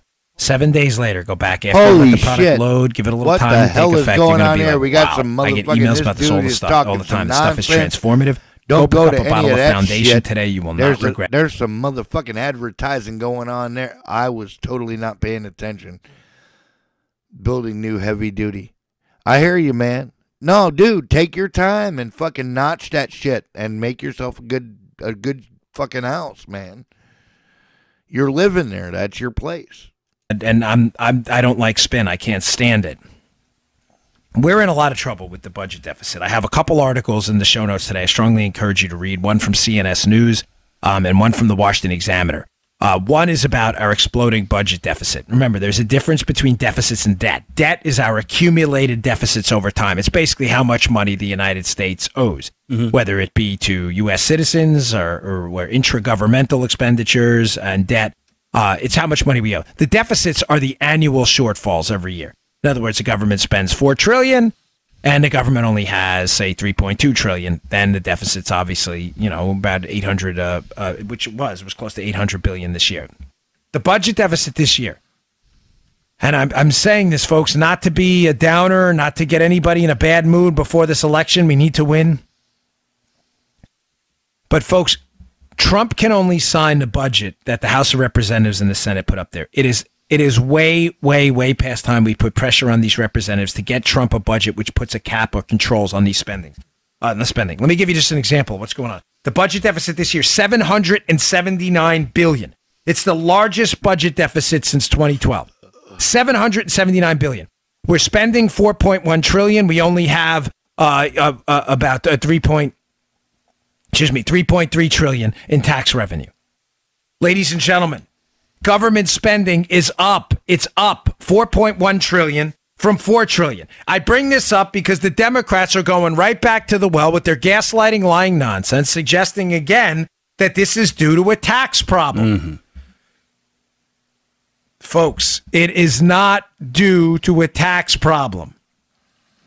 The way I lay it out in the show notes, the answer is obvious. First, I have the deficit article. It's quick, it's lean, it's mean. Move on right next to the tax article. In income taxes, the federal government this year, Joe, raised record amounts of money. $1.6 trillion in income taxes. That is a record. Right. We do not have a tax problem. Now, again, being candid on the numbers, the corporate tax intake did go down about $100 billion. But the income tax revenue is up. Corporate taxes likely went down because of the one-time expensing write-off. They will recover. This is not a taxing problem, folks. It's not. Federal overall tax revenue are down a tad. The federal government deficit is up dramatically, and income tax revenue is up. So, yes, overall tax revenue is slightly down by a sliver. It's 3.4 in the past, about 3.3 now, 3.3 trillion. Again, a lot of that due to one-time expensing on the corporate front. But ladies and gentlemen, it is not a tax issue. Tax revenue is relatively flat. Government spending's gone up, and the budget deficit is far more than any decrease in corporate taxes. If we lost 100, and by the way, the government, I don't really care about the government losing tax revenue. Let me be clear on that. But if the government lost 100 billion in tax revenue, was up in income tax revenue, and the government spending and the deficit went up by 779 billion, it's obviously not a taxing problem. Even if that 100 billion, Joe, was recovered next year in the corporate tax revenue, we're still $679 billion short. This is not a taxing issue, folks. This is a spending issue. Yep. The one final piece to the Trump puzzle to turn this country around for generations, we've got the tax reform. We've got tremendous work on the courts. We've got regulatory reform. The one final piece is government spending. He has got to get a lid on this. He is the one president that can do this. After these midterm elections, when these budgets come up, he cannot, folks, if we, listen, I'm sorry to say this, but if the government has to shut down, I'm sorry to say this because I don't, I get it. Some of you may object to this, but the government is shutting itself down by bankrupting itself. This is going to happen. We don't have the money. We cannot possibly run $700 billion plus deficits every single year in a $4 trillion budget. It's not possible, folks. It's not possible. Something has to be done. We are walking off a bankruptcy cliff. It is an arithmetic, mathematical certainty at this point. We are walking into absolutely certain bankruptcy. If he can get a cap on this, just a cap, that's all I'm asking at this point. We need to cut spending dramatically. But folks, I understand we're not all this isn't going to be done at one time. For all the nonsense that gets chatted about me in these liberal media sites who can't stand me, I get it. I get that we're not going to get everything at one time. Just put a cap on it. Just put a cap on it for now. They had that penny plan a while. It's a great idea. Cut a penny from every dollar of spending. Or just put a cap on it for now. At least we can get some government controls on this spending level. It is out of control, folks. Out of control. All right, please read those articles. They're really good. All right, here's the last story. They have one up at Bongino.com. Check this out at the show notes, too. Another story up there. We expanded the website. We appreciate all your traffic there. We have a bunch of new material up there. We've got people now writing for us, which is great. We've got Matt Palumbo writing. There's a ton of articles up there. But one of them I think you'll like. So there was an article out that a left-wing writer wrote that he put a battle plan together for Hillary 2020, for Hillary to get back in the race again, which is, slightly comical. I mean, why Hillary would run again for the third time for president is absurd. Usually you get, you lose the first time like a Romney type or a McCain. You come back, you give it a second try. You give it the old college try, and after that, you hang up the cleats. I mean, listen, and I've been pretty brutally honest with my political career. You give it a couple shots and you move on. You try something else, right?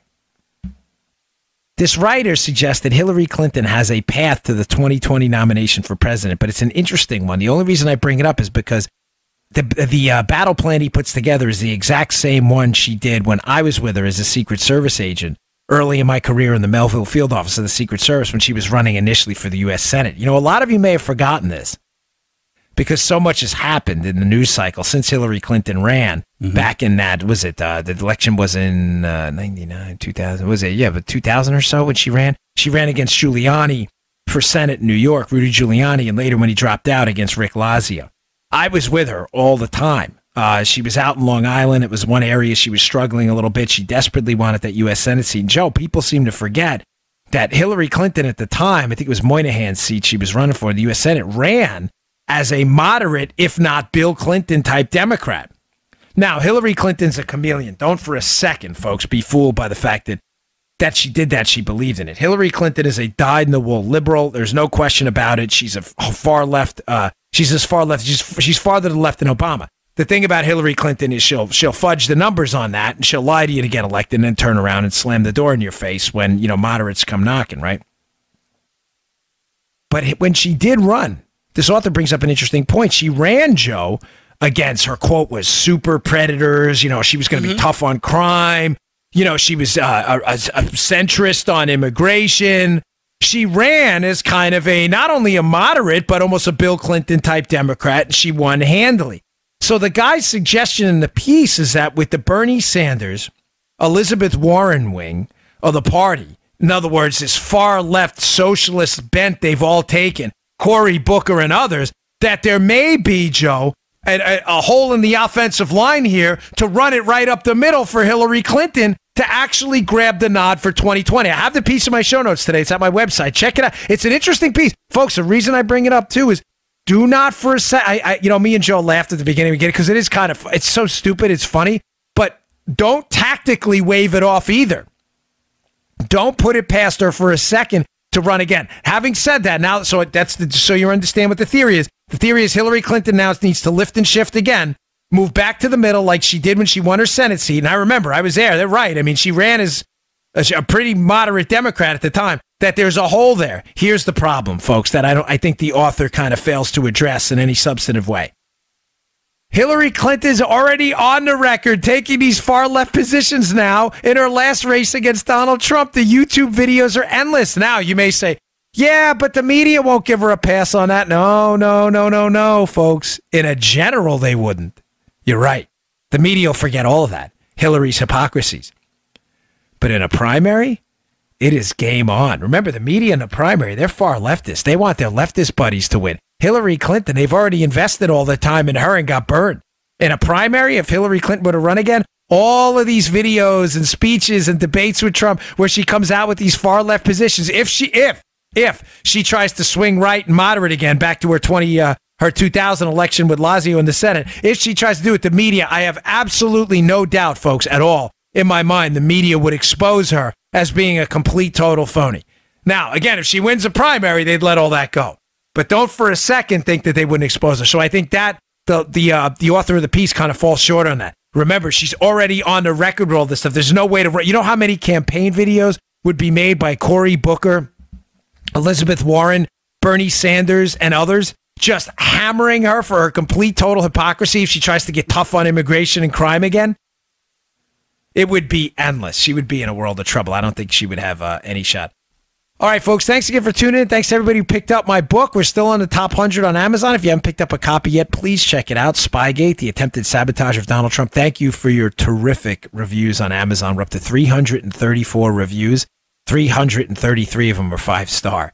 So thank you. That means a lot to me. I've been reading them all. You guys and ladies out there are great. So available on Amazon, Barnes & Noble, bookstores everywhere. Go pick up your copy today. Really appreciate it, folks. Thanks for tuning in. Check out the show notes, and I will see you all tomorrow. You just heard The Dan Bongino Show. Get more of Dan online anytime at conservativereview.com. You can also get Dan. All right, Dan Bongino. Oh, my goodness. Here we go. Well, that's 2 Dan Bonginos. The next thing, we're going to shut that off. Let's go to the next scene. Scene 3. Scene 3 says, what? Oh, yeah. Here we go. All right, folks, welcome to the Mark Levin Show. Dan Bongino in for Mark. Mark has had a family member who is very ill and will be back on Monday.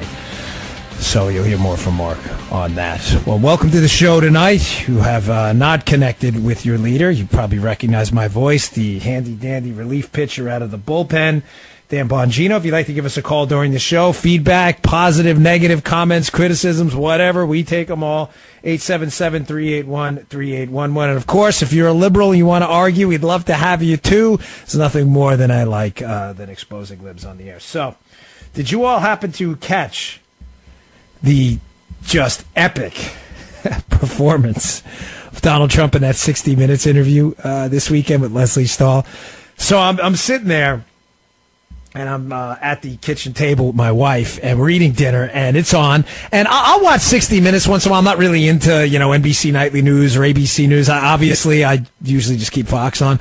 But once in a while, I'll turn on 60 Minutes to kind of see what liberals are thinking, because they try to portray it as a straight news show. It's not. It's really a liberal attack dog show like everything else. But once in a blue moon, they'll have some story that's mildly interesting. So I tuned in. I heard Trump was going to be on.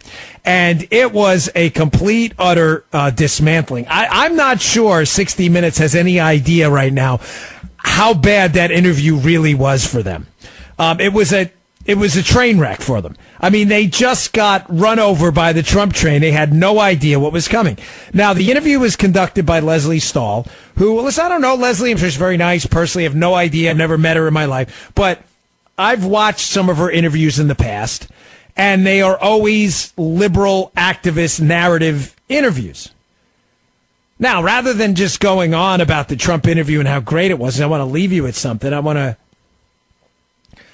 talk to you about what Trump did, why he did it, how it works, and how liberals are entirely not used to this in his style of dealing with the media. Now, contrast it with Lesley Stahl's interview with Betsy DeVos, the education secretary, which happened, 3 or 4 months ago.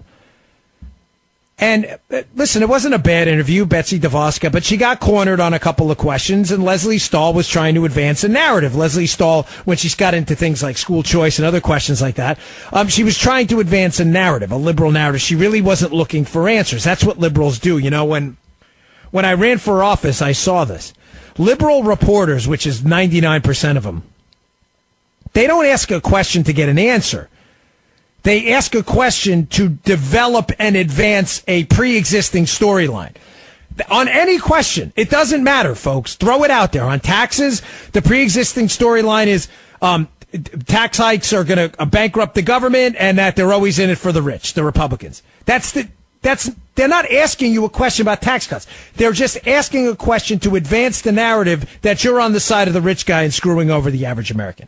On health care, you're looking to throw grandma off the cliff, you're cruel, you want people to die. On schools, it's that you're starving public schools of money, despite the fact that public schools have records amount of. It doesn't matter. They're not really asking questions. What they're trying to do is get a narrative advanced, and they're trying to do what's called framing. They're trying to frame the question in a very specific way. And they are used to doing this and winning, because what happens? They ask the questions, the Republicans panic. Listen, there's these tax cuts, and wealthy people are going to do well under these taxes. Of course they are. They're wealthy. They pay a lot of money in taxes. Of course they're going to do well under a tax cut. That's not the question. The question is, are middle-class Americans, working Americans, going to do well too? And is the economy going to grow? But instead of a Republican just answering like that, they hem and they haw, and they're terrified. And they backtrack, and they let people like Lesley Stahl run the table. By framing the question to advance a narrative. They are not looking for an answer. They're looking to put you in a corner. What Trump did in that interview was just beautiful. And it is a PhD course in owning the libs completely. It is a PhD course in how to handle the liberal media. He does not accept the premise of the question and turns the question into an answer he wants to answer, not an answer that's already, that they think they're going to get out of him by a pre-existing narrative and trying to advance it. He reframes it in his way. Perfect example was the question about Washington, D.C., when Trump starts talking about how bad the media is. This is This is Trump's narrative. It's a narrative that's true, by the way, that the media is biased against the American people who happen to be conservative or even moderate Republicans. That's almost tautological. Trump knows that. Trump is comfortable with that territory, talking about the media and their bias towards working class Americans and others, right? So what does he do? He reframes it. Lesley Stahl, who's smart. She's not dumb. She's very bright. She's just a liberal. She's liberal, pretending to be a journalist, right? She automatically senses Trump's getting into this media war. She knows that works for him, and she tries to stop him. She cuts him off. By the way, she interviewed him, I saw something on Twitter today, 64 times. And when they interviewed Obama, they interrupted him 4 times. But we figured that because that's what they do, right? She interrupts him to stop him because she knows she's now playing on the away basketball court here. She knows it. She's playing in his territory. She tries to stop him, and he doesn't have it. He doesn't have it. He keeps going and going because Trump knows that authenticity sells, and he's going to be authentic even if it comes with battle scars and all. That's Trump's MO. He is not going to talk in focus group tested talking points. He's going to talk like Donald Trump talks. Period. End of story, right? So the takeaways here, for anybody thinking about it or interested at all in running for office, becoming a conservative activist, takeaway number 1 is you reframe the question and reframe the argument to an answer you want to give, not to the pre-existing narrative they want to advance. Trump does it all the time. Watch, folks, they sell this guy short constantly. Constantly. The liberal media paints this guy as some kind of a buffoon, yet he is constantly having them back on their heels. So it makes no sense. Now, he did something else that's important. Not just did he turn around and reframe this thing.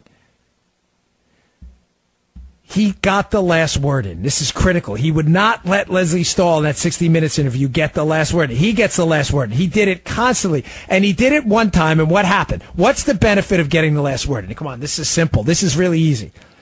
The benefit of getting the last word in is you talk last, and that's what everybody remembers.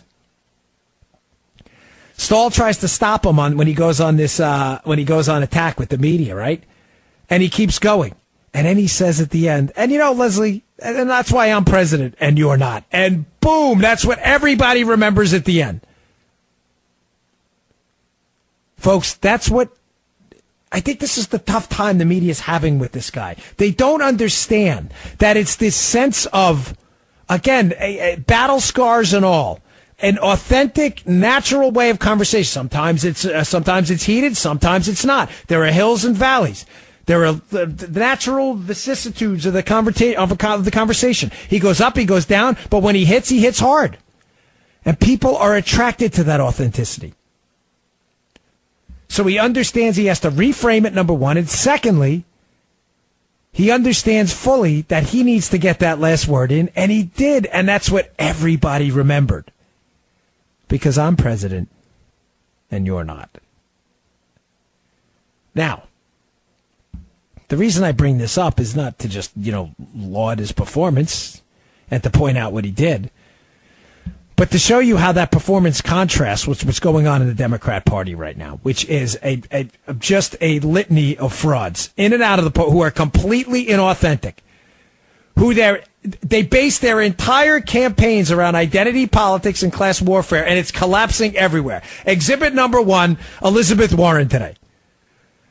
I mean, what other president, other than Donald Trump, forget about president, what other Republican anywhere in the entire movement could have gotten a major party presidential candidate in 2020, which everybody knows Elizabeth Warren's going to be, to actually release a press release indicating that she's possibly 1,024th Native American. Who else could have gotten someone to do something so stupid? Folks, whoever is running the PR shop in Elizabeth Warren's staff should resign for felony level political malpractice immediately. I have no idea what you think you were getting out of a press release indicating that your great, is it 4 greats? I'm not even sure, 4 or 3 great grandmothers back may have possibly been Native American. I don't know what you think you were getting at us, but it was quite possibly the dumbest press release in political history.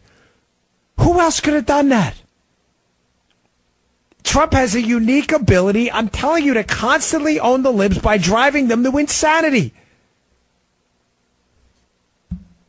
This is entirely inauthentic.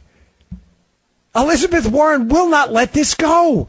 Let it go. This is embarrassing. Do you understand how this plays to the average working class American sitting there toiling for a living in whatever kind of a job you're working, hanging sheetrock, driving trucks, plumbing, electric work, you're an architect. You got to sit here and listen to a woman who put down on her form to gain some kind of advantage that she had Native American heritage, wrote an entry in a cookbook about powwow chow. That's real, by the way. And is possibly 1,024th American.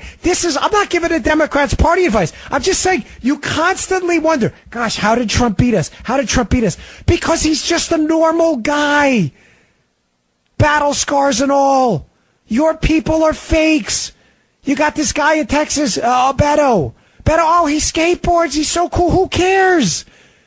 Who cares? You got Bernie Sanders, the rich. They're the worst. Bernie Sanders, he's like on his third house now. Bernie Sanders. He makes a fortune. The rich are the worst. You are the rich. He is the 1%. Donald Trump's like, yeah, I'm rich. It's great. Bernie Sanders like, rich. The rich. Tax them. They're not paying their fair share. They're all phonies. And you wonder why Trump continues to win at every single turn. All right, folks, I got to take a break. I'm Dan Bongino in for Mark Levin. Give us a call, 877-381-3811. That's 877-381-3811. All right, welcome back to the Mark Levin Show. Dan Bongino in for Mark. You want to give us a call, 877-381-3811. So, listen, before the break, I was talking about how the Trump 60 Minutes interview was just epic. It was really a graduate-level course in ownership of the libs. If you're going to commit to owning the libs, which everybody should, in my humble opinion, because the libs are not interested anymore in any kind of... I'm not talking about the Democrats. I'm talking about the liberal. The radical liberals are interested in just beating you politically.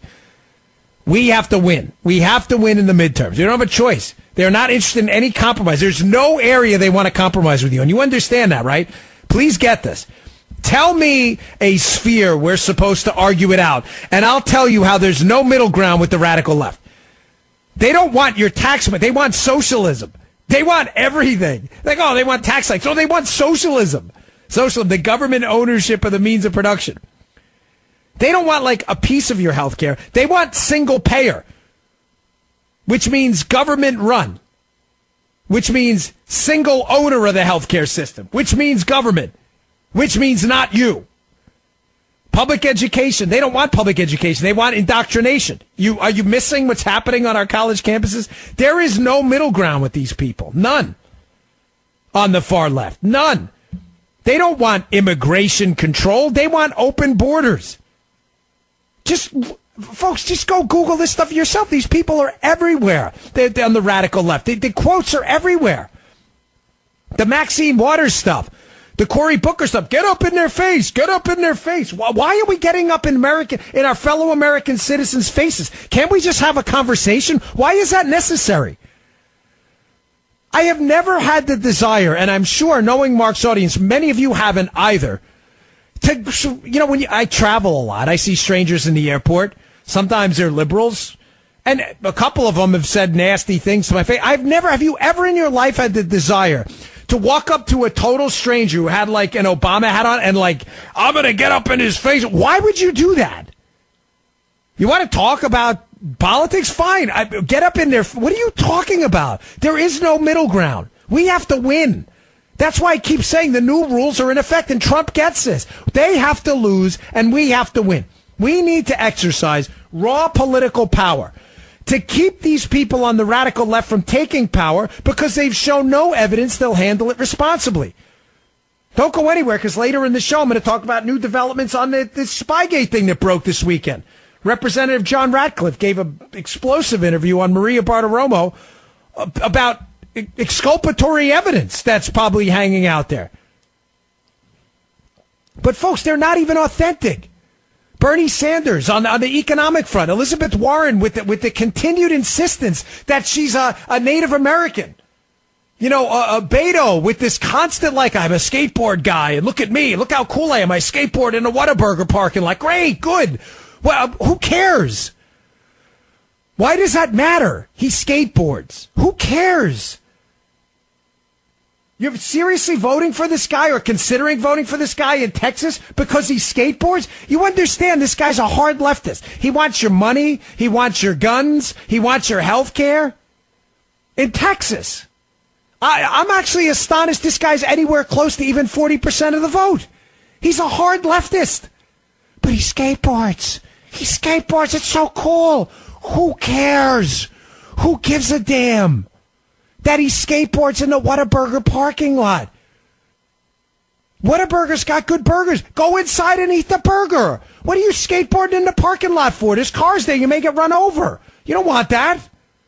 Go inside. Have some fries. Sheesh. All right, listen, on the other side of this break, I've got some numbers I want to get to, because this is bothering me, too, with how all these Democrat candidates in 2020 are entirely inauthentic. I've got some numbers about their so-called fair share economics that are going to blow your mind. The rich got to pay their fair share. Really? Well, let me tease it. The rich are not paying their fair share. They're paying an unfair share. They're paying too much. Taxes stink, and everybody should say it. More after the break. All right, welcome back to the Mark Levin Show. Dan Bongino at the Bongino on Twitter for comments, criticisms. If you want to call us, 877-381-3811 to join the show. We will, of course, take your calls. If you're liberals as well and you want to duke it out, always happy to do that. Pick up, folks, if you haven't yet, a book I know the Levin family is very proud of, Our Police, by Mark's dad, Jack Levin. That is coming out October 30th. It's available for pre-order now. Beautifully illustrated book. I know Mark's family is very proud of this book. It's called Our Police. Available for pre-order now at Barnes & Noble, Amazon. Go check it out. Coming out October 30th. Our Police by Jack Levin celebrates the role of police in our society. Having been a former cop and federal agent myself, it's an area sensitive to my heart. So go pick it up. Our Police by Jack Levin. So, folks, before the break, I was talking about that. Just the Trump message sells because of an authenticity. That authenticity is not necessarily without battle scars. I'm not suggesting, anybody here is without sin. I'm simply suggesting that one of the messages that resonates with the American people is he's a plain-speaking, authentic guy who says what's on his mind. And after 50-plus years of PC politics and focus group-tested nonsense, this sells. Now, I bring that up in relationship to the 60 Minutes interview where I thought he just dismantled Leslie Stahl. I know it because I've got friends of mine who are union workers up in New York. I'm not going to say who because, honest to God, I'm afraid they'll be targeted. But who texted me during the interview like, I can't believe how great this interview is. Contrast that with the frauds on the Democrat side. Elizabeth Warren putting out a press release today that she's won 1/5 trillionth Native American or whatever it was, 1,024th or whatever. It's so ridiculous. The guy running against Cruz in Texas, whose entire campaign seems to be that he skateboards. He can skateboard and play the guitar as if that's great. That's wonderful. What the hell does that have to do with tax policy? Anything at all, please? Bueller? Who cares? Then you got these Bernie Sanders, far left, radical leftist types. You got this guy, Andrew Gillum, running down here for governor in Florida. These guys, they're socialists. They don't want your money. They want the whole economy. And they try to frame it in this, the rich people are getting over. They're not paying their fair share. Really? Because I saw a fascinating piece today. I got a lot to cover today. But I saw a fascinating piece in Bloomberg, of all places. I'm not a huge fan of the web, but once in a while they have good articles on economics. In Bloomberg, of all places, talking about the actual percentages, the rich and the very rich, of our income tax they actually pay. These numbers are going to blow your mind. Here's the first. It's not that, let me just say this to you. It's not the numbers so much, it's the comparisons. You'll see what I mean in a minute. The top 1% of earners, that's right, earners, people who earn money, top 1% of earners pay an astonishing 37.3% of the income tax load in this country. Think about that. 1 out of 100 people pays 37 cents of every dollar in taxes in this country. Chew on that one for a minute. You may say, okay, well, but 1 out of 100 people, if it's the top 1%, they're very rich. Folks, the bottom 90%, meaning 90 out of 100 taxpayers, the bottom 90%, if you liberals who have a tough time with this kind of stuff, pays only 30.5% of the income tax load. So think about this for a second. This is why this is what I love about Trump. It's not just that he doesn't accept the narrative. The liberals, they don't pay, the rich, you don't pay your fair share. The libs, that's their thing, right? You don't pay your fair share. You don't pay your fair share. It's not that Trump just doesn't accept that. He turns it around and just throws it right out in the garbage, that narrative. And he starts over with you know what? They pay a lot. They actually pay. I think they pay too much. Let's cut their taxes. Yes. Good job. The top 1% of earners pay 7 percentage points more of the income tax load than the bottom 90. What the hell's a fair share if that's not it? Do you hear what I'm telling? There's more, but this isn't just it. There's more of these comparisons in this. This isn't a Bloomberg piece, again, not some right-wing website here. I mean, you sound that in a negative way, but I'm sure liberals listening will be like, no, you got that from some right-wing slanted website there that was just trying to manipulate the fact. This is from Bloomberg, okay? The top 1% pays 37 cents of 37% of the income tax load. The bottom 90 only pay 30. Why is this so sensitive to me? Because liberals are frauds. They keep talking about this fair share stuff as John Kerry docks his boat in Rhode Island to avoid paying taxes. We had Al Sharpton in his tax debacle. We have, Bernie Sanders. What did we find out? He pays less than 20% of his income in taxes. To lead by example. Lead by example if you believe in what you're saying. See, there's no hypocrisy here for Republicans. We think taxes suck because we think outside of our military and our courts, you flush the money down the toilet bowl, you don't know anything about the economy, and you waste it, which you prove us right all the time. We would rather donate it to charity and let the free market and charities handle it who can actually help people locally. But no, you suck up all our money, you get a big tidy bowl flush, and you flush it down the bowl. And I'm glad we got a president who doesn't accept this premise at all.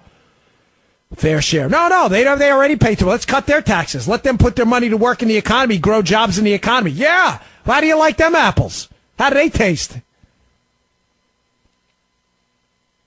I got some more numbers for you, but maybe ask yourself, where does this come from? Well, obviously, I'm talking about the authenticity component with Trump, how he doesn't apologize. But if I can be candid with you folks for a moment, this is the first year of my life that my wife and I really have done well.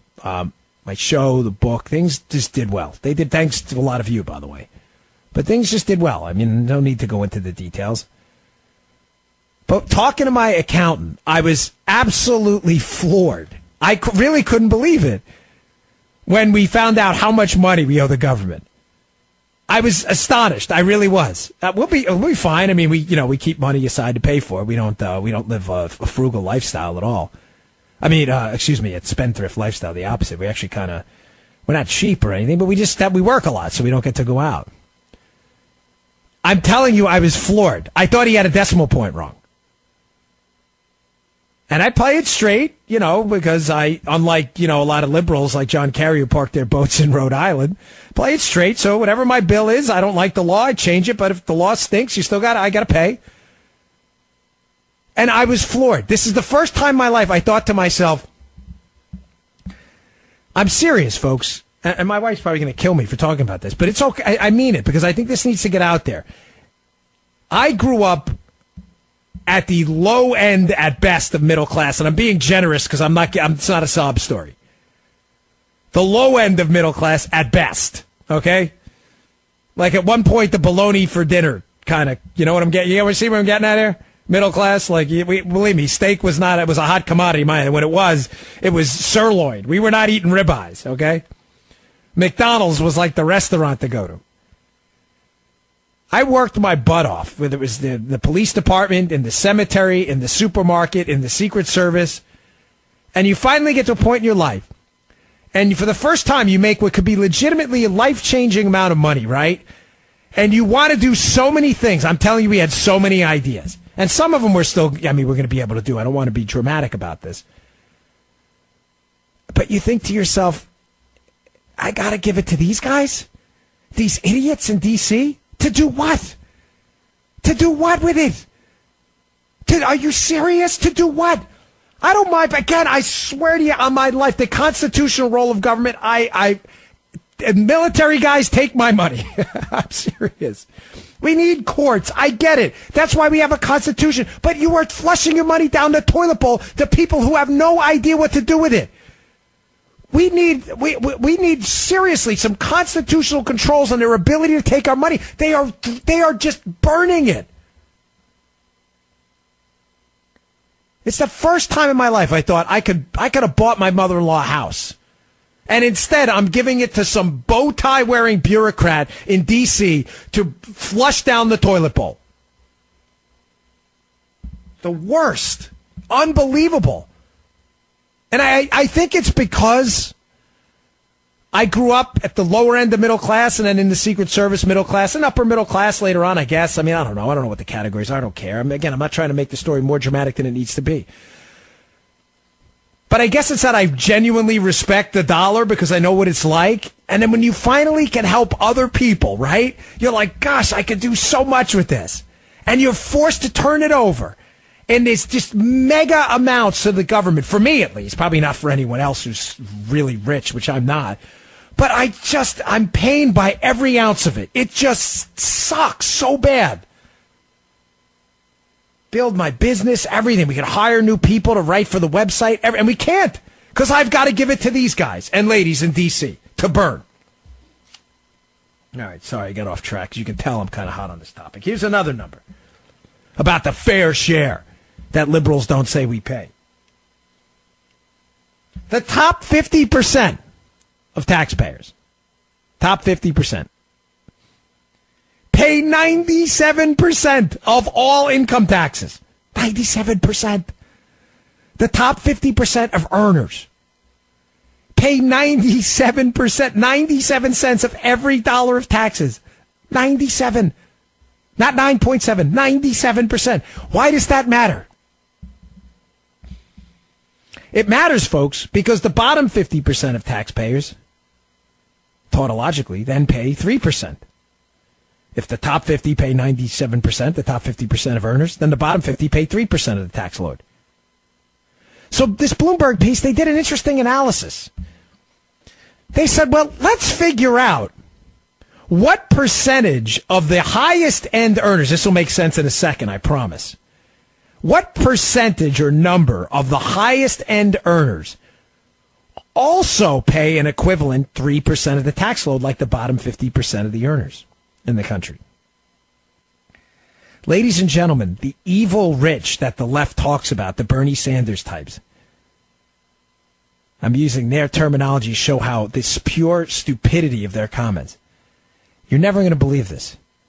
The top 0.001% of income taxpayers, in other words, just 1,400 people.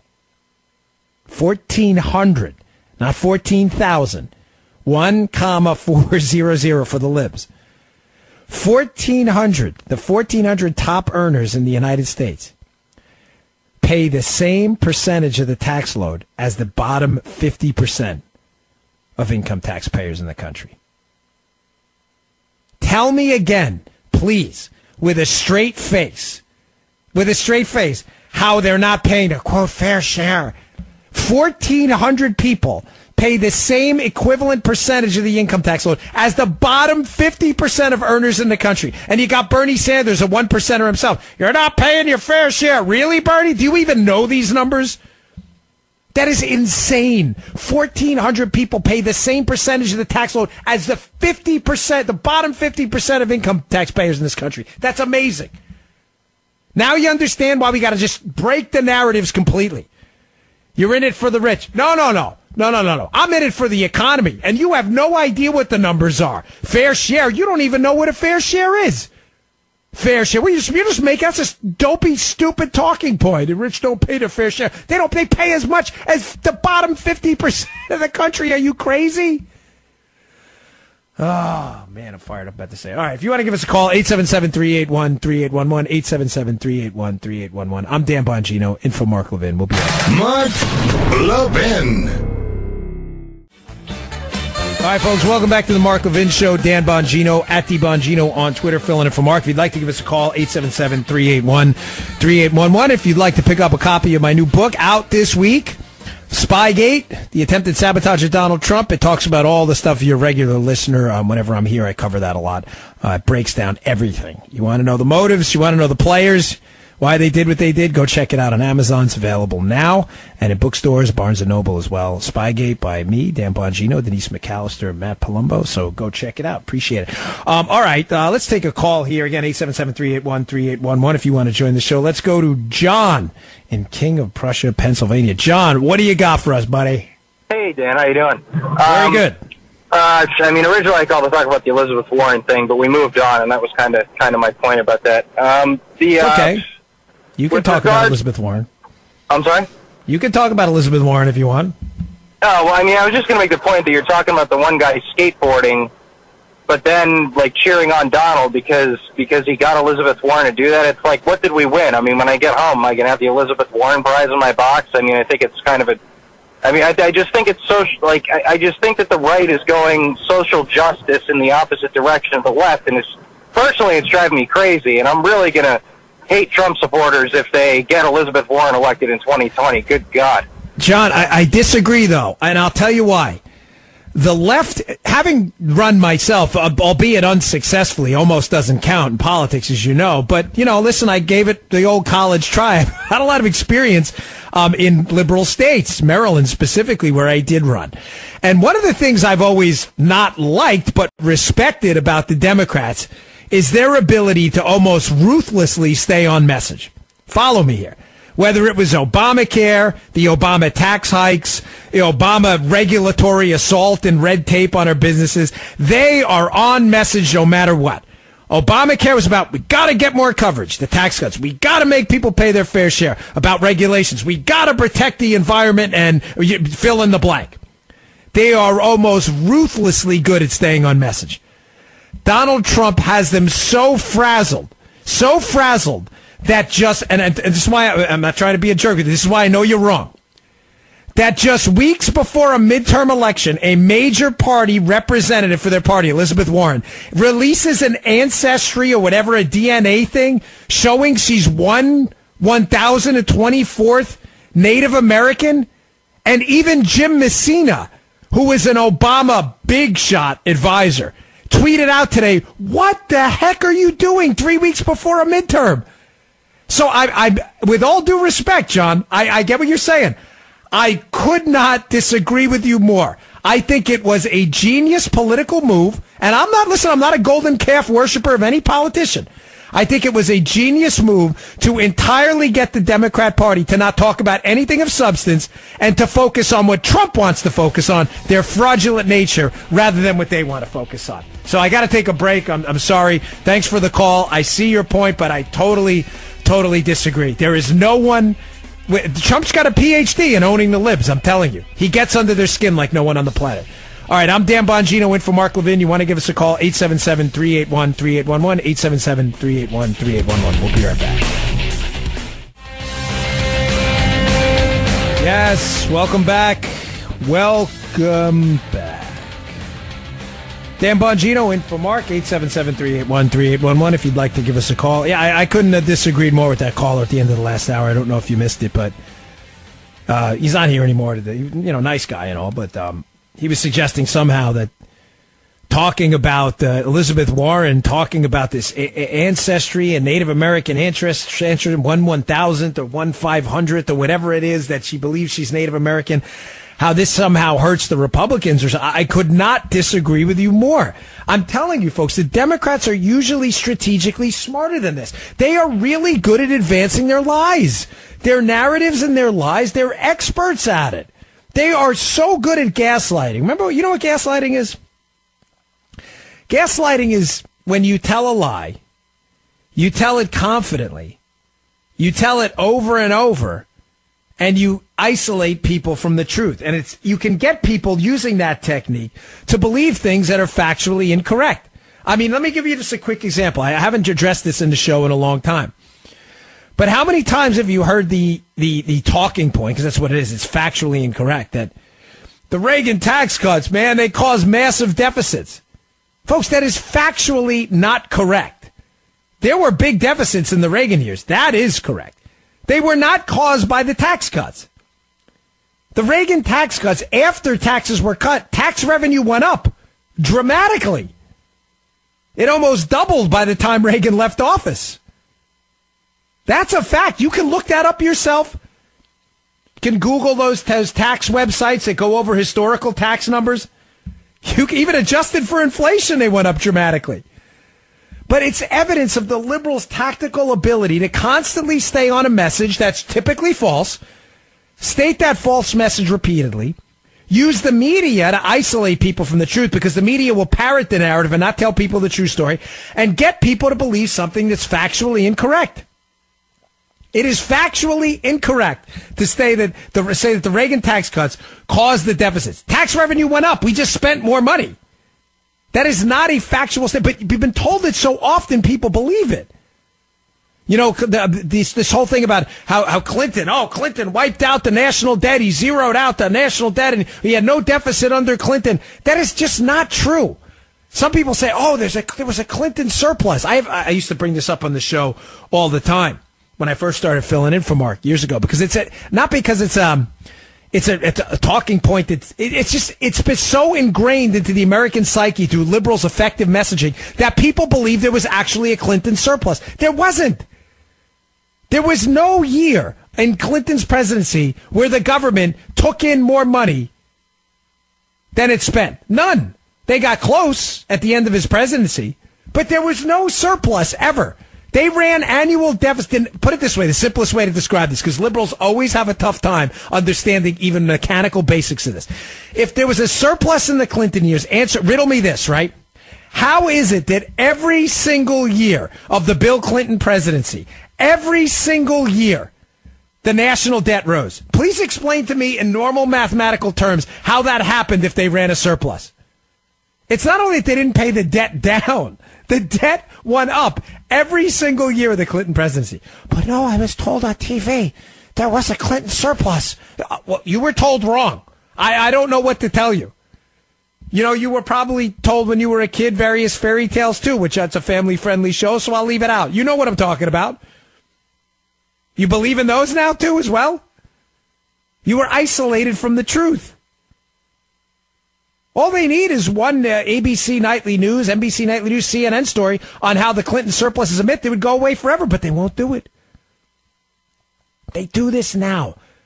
They're doing it now. And the reason I'm bringing it up is because they are good at staying on message. That's how they get these myths to persist over time. Trump has them scattered all over the place. They cannot stay on message.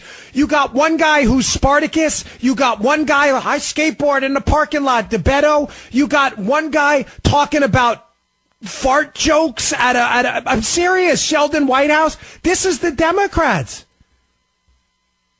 I fundamentally disagree with just about all of their policy positions. But I'm telling you, I have always respected their almost meticulous ability to stay on a message, however false that message is. Not in the era of Donald Trump. They cannot do it. They are so overtaken with rage at everything this guy represents, the anti-swamp rhetoric, the anti-media rhetoric, when they go out there and they spout off untruths and straight up lies. They simply can't contain the rage. He's got them talking about boofing in Senate hearings. He's got Cory Booker declaring he's Sporadicus from the Alicia Silverstone Clueless movie. He's got Elizabeth Warren releasing a press release. I'm 1/1000th Native American. By the way, I got Fox on in the background. The Cherokee Nation just responded in a brutal response to this, basically filleting her statement, Elizabeth Warren. What was she thinking? The answer is they weren't. This is the era of Trump. The gaslighting is not working anymore. The guy's got, 40 million followers or something on Twitter? He goes out, he gives speeches all over the country. The media is forced to cover his sound bites. He reframes questions from the media and turns it back on them. He gets the last word in just about every interchange, even with the 60 Minutes thing over the interview, making sure that's the soundbite everybody remembers. And he talks like normal Americans. This is constantly has the liberal media and their liberal focus group folks and their swamp rat Democrats back on their heels because they don't know how to respond anymore. The standard arguments are no longer working. They are collapsing. They are falling on deaf ears. You know, I've said with this fair share stuff that I was talking about before the break, that this argument that Trump is done apologizing for taking money out of the pockets of the government and putting it into the hands of the earners in this country, even if the earners happen to be successful and wealthy. Everybody used to apologize in the past. Oh, no, we're not giving tax cuts to the rich. Why? Why are we not doing that? Why? Oh, because it'll look bad. Well, is it good for the economy? Yeah, it's good for the economy. So who cares? Then make the case. Stop being such a wuss. Make the case. Trump does it. I told you the numbers before the break. This one, I can't get this number out of my head. That the 1,400 wealthiest taxpayers in the country pay the same percentage of income tax, 3%, as the bottom 50% of income taxpayers in this whole country. Do you understand the gravity of what I just told you? 1,400 taxpayers who are successful and wealthy pay the same percentage of the income tax load as the bottom 50% of income tax earners in this country. Yet delusional liberals who are one percenters themselves, Bernie Sanders, Elizabeth Warren, John Kerry was a 1% of one percenter, will still insist you don't pay your fair share. They have no idea what that even means. It requires you to be a sucker to do no further analysis of that. Folks, turning your money over to the government, you might as well turn it, you might as well burn it. You're flushing it down a toilet. You know, Milton Friedman, I haven't brought this up in a while either. It's always worth bringing up again. The great Milton Friedman, the late great Milton Friedman. He had this thing about the ways to spend money, which he used to tell people. And once you hear it, you can never unhear it. And there's no turning back. This ways to spend money summarizes completely why the government, giving the government money, is a total, complete, epic disaster. What's the most efficient way to spend money, right? You spending your money on yourself or your family. You on yourself. Why? Because the cost of the product you're purchasing matters. It's your money. But the quality of what you're purchasing matters too, because what you're buying for yourself or your family. You want a good car. You want a good home. You want good clothes. You don't buy crappy stuff or it's going to fall apart. Cost and quality matter when you spend your own money on yourself and your family. What's another way to spend money? Less going down the efficiency scale. You spending money on other people. Friedman would make the argument there that when you spend money on other people, the cost of what you're buying matters because it's your money. But if I'm buying a product for Mr. Producer, does the quality matter? Well, I like Rich, so maybe, but let's be honest. It doesn't matter as much as if you were buying it for your wife or your family. I know Rich is feeling a little insulted right now, but don't take it the wrong way. When you spend money on other people, the quality of what you're buying on doesn't matter so much. It's not yours. Other people, here's another way to be even less efficient. Other people can spend other people's money on themselves. You go on a work trip. Your job is paying for the hotel. That's other people spending other people's money on themselves. You're spending other people's money on your hotel room. Does quality matter? Yeah, you're damn right. It's your hotel room. You want the best hotel room out there. But does the cost? Hell no. Hell no, it doesn't matter. That's the job's money. It ain't yours. Give me the top floor of Trump Tower. I'll take it. Cost doesn't matter. You may say, wow, that sounds like a really inefficient way to spend money. Oh, no, it gets worse. It gets even worse. Other people spending other people's money on other people. The most inefficient way to spend. You can never unhear this, folks. Other people spending other people's money on other people. What is that? It's the government. It is the cesspool of government taking your tax dollars. Think about it. the government's taking your money and spending it on other people. Does the cost matter? Hell no. It ain't their money. They don't care what they're buying. Does the quality matter? They're not even spending it on themselves. They don't even care. They're just giving people money. Well, we're going to pay for their health care. Yeah, but it's crappy health care. Oh, we don't care. It's taxpayer money. Whatever. Just go down there, spend it. Just keep spending. That's government. It is the worst possible way to spend money. The government's better off taking your tax dollars and buying themselves Lamborghinis. At least they look for a quality car and boost the economy. Oh, we need quality. You're not going to care about the cost. When they take your money and they spend it on other people, the cost or the quality, none of it matters. Nothing. Friedman was a genius. A genius. You now understand why it is an imperative to not fall into this gaslighting trap that we're not paying our fair share. Your fair share is as much as you can keep as possible, because every dollar over that amount to fund our military and the constitutional role of government is wasted by people who don't care about the cost or the quality of what they buy. They're essentially flushing your money down a toilet bowl. And that's a fact, Jack. We need the Reagan days back, where Reagan made the argument that government is the problem, and Trump's doing that right now. If you just force their hand in Congress to get a lid on some of this spending, we'd be A-OK. All right, I got to take a break. I'm going a little long here. I'm Dan Bongino, in for Mark Levin, 877-381-3811, 877-381-3811. All right, welcome back to the Mark Levin Show. Dan Bongino, in for Mark Levin, 877-381-3811. If you want to give us a call, 877-381-3811. All right, I took a liberal, well, I don't know if he was a liberal caller, but it sounded liberal in the last hour, so I want to get to some calls now. Again, 877-381-3811. Who's good up there? Let me see. How about call it? You read my mind. Mr. Call Screener read my mind. I swear I was going there. Kathy from New York City, New York. How are you tonight? You're on with Dan Bongino. Great. I want to say, sir, that the rich in this country should pay 100% of the taxes, because the rich have 100% of the representation. And the American colonists fought the Revolutionary War to end taxation without representation, which is what we have right now in 2018. Okay. Taxation with no representation. You do. And every so, single American Kathy, are you wealthy? Hold on, only Kathy. the rich have Kathy. any representation in this government. Okay. Kathy, are you rich? Hell no. You're not. So you don't have a congressional representative? Kathy, let me ask you a question. What congressional district do you reside in? My congressional representative. What's the district? Who she cares about is what's the number? Brother. What district do you reside in? I do believe it's Charles Koch. Okay. Kathy, you don't even, let me get this straight. You want the rich to pay 100% of the taxes. You're making the claim that you have no representation.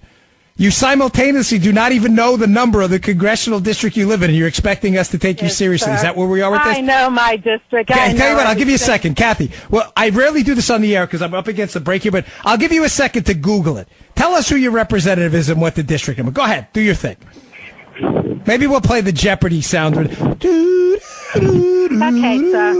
You don't know, do you? You have no idea. Are you kidding me? You think I don't know who doesn't represent me in Washington? Who is I know it? Exactly who doesn't represent me in Washington. Kathy, who is your representative? Simple question. What's the congressional district number you live in? You're pathetic. I love Rich. You are the greatest producer ever. Kathy, we got the Jeopardy sounder in the background. Have you figured out yet who your congressional representative is? Go. Come on. Liberals are hoping, they're praying you come through in the clutch. You're making a strong argument here that the rich should pay 100% of the taxes. We're asking a basic question. Oh, you think I don't know, sir? You think no, I I'm just don't asking. know? Who is it? Know exactly. Just make up a name. Here, I'll make a. For the liberals out there, Kathy's congressman is Joey Bag of Donuts. Representative Bag of Donuts. Kat, is that it? Is it Bag of Donuts? That is the truth. The rich is the only people they represent. Kathy, is this a prank call? Are you for real? Seriously, are you a conservative, quietly calling conservative shows to act like a liberal who has lost it to make people go out and vote for conservatives? Is this I'm serious. Is this a crank call? when billionaires are paying nothing in taxes, you think we should Rich, be paying this is anything? the greatest phone call ever. This is can you please send me the tape of this? This may be I have to put this. This is the greatest phone call in the Billionaires history. paying nothing. Okay, Kathy, because I got 20 seconds. One more shot. Come through for the libs all across the country. Who's your congressional representative of what district? Come on, here you go. Let's hear it. Revolutionary War 2.0. Oh, my gosh. Mr. Call Screener, greatest call in the history of substitute hosts. We'll be back in a minute. All right, welcome back to the Mark Levin Show. Dan Bongino, at D Bongino on Twitter. If you want to give us a call, 877-381-3811, filling in for Mark. By the way, don't forget to pick up a copy of Jack Levin's book. I know Mark and his family are very proud of it. Our Police, beautifully illustrated book. I know Mark and his family are very proud of this book. Our Police, available for pre-order now. It's going to be released October 30th on Amazon, Barnes & Noble, and elsewhere online. Check it out. Our Police by Jack Levin. Don't forget to pick up a copy. Go there now. Make sure. Check it out. I'm sorry. I'm still trying to get over that call. It was... I said to Mr. Call Screener, I'm like, dude, that's I even had a friend of mine, this guy Rich, email me during the break, another Rich. He's like, that may be the greatest call ever in the history of talk radio. I may be slightly hyperbolic, of course, but that was just terrific. I think Barbara, what was it? His name was it Barbara? Who was it? I don't even remember. Was it screaming? Kathy, yes, screaming. Thank you, Mr. Call Screener. Screaming into the rich should pay 100% of the taxes. 100%. I am not represented in Congress. I guess not, because she has no idea where congressional representative is. None. They couldn't tell me the district, anything. None. It's just amazing the stuff people get away with sometimes. I'm probably giving away some of my tricks, but what the heck, I'll do it anyway. I don't fill in as much on the radio anymore, but when I do, I used to fill in at some other stations. Some of you are listening to WMAL now. I used to go in down there, but I don't live up there anymore. And whenever liberals would call in to scream at me, one of the questions I would ask them sometimes, I'd say, hey, who's your congressional representative? Folks, I'm telling you right now, I can't recall one of them who had any idea. None. I'd say, well, who's your state rep? Who's your state delegate? Who's your state representative? Who's your state senator? Because up there in that Washington, D.C. area, you deal with Maryland, Virginia, and D.C. So you're dealing with sometimes West Virginia, depending on how far the signal goes. So it depends. They'd have no idea. None. They just have to emote. They have to emote. I want the rich to pay every dollar of their money in taxes. They have, I don't know what it is. They have this complete, utter animosity towards people who've been successful in their life, as if it's a zero sum, like they took it from them. They made their money by taking it from me. How? How did they take it from you? Let me ask you this simple question. If Bill Gates, right, who's a liberal himself, is worth $1 billion or more, I have no idea what his net worth is now, none. How did he take it from you? If you had the $1 billion, you would have been rich too. How did he take that from you? No, he took $1 from each of us. How did he do that? Was there a Bill Gates tax he implemented? They can never explain how exactly those evil rich took their money. They can't explain it, ever. How did they take your money? How did Steve Jobs, who's since passed, how did he take your money? Well, I bought an iPhone. Well, what, did he make you do it? Why did you buy an iPhone? Just don't buy an iPhone then. What do you want me to do? I have an iPhone. I like it. It's fine. It's my 4th or 5th one. No one forced me to buy it. You can buy a Galaxy, or there's 1,000 different phones out there. Android stuff, whatever it is. I'm not a big smartphone guy, but you get the point. How did they take it from you? Why are you so angry at people who have been successful? Why? Is your life so devoid of any meaning at all? Are you such a soulless creature that you have nothing to live for, that your entire life, what inspires you is reclaiming money you think was taken from you that wasn't, by people who've been successful? You have nothing else? Seriously. Is there like a faith there? Is there meaning? Do you have friends? Is this what you care about? I live in a nice community. It's not overwhelming, but it's an upper middle class community. I've never once driven by, one of my neighbors got a really sweet Mustang Cobra that I love. I've never driven by and go, gosh, I really got to get that guy's car. I deserve his car. I don't even know what the dude does. I have no idea. I make a left at my corner, a right, and another left. The dude is up there, up on the main street, on the main drag. He's got this nice. It's a black Cobra.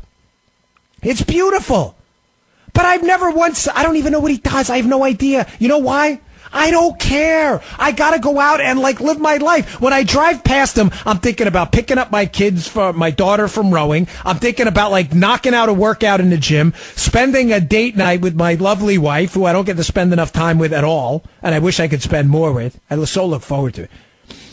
I'm serious. I really mean that. I love her to death. She's the best. I'm not thinking about your stuff, dude. I don't care. What liberals, why are you so obsessed with other people's success? Why does it bother you so much? Why is it so off-putting that you need to lay claim to other people's stuff constantly?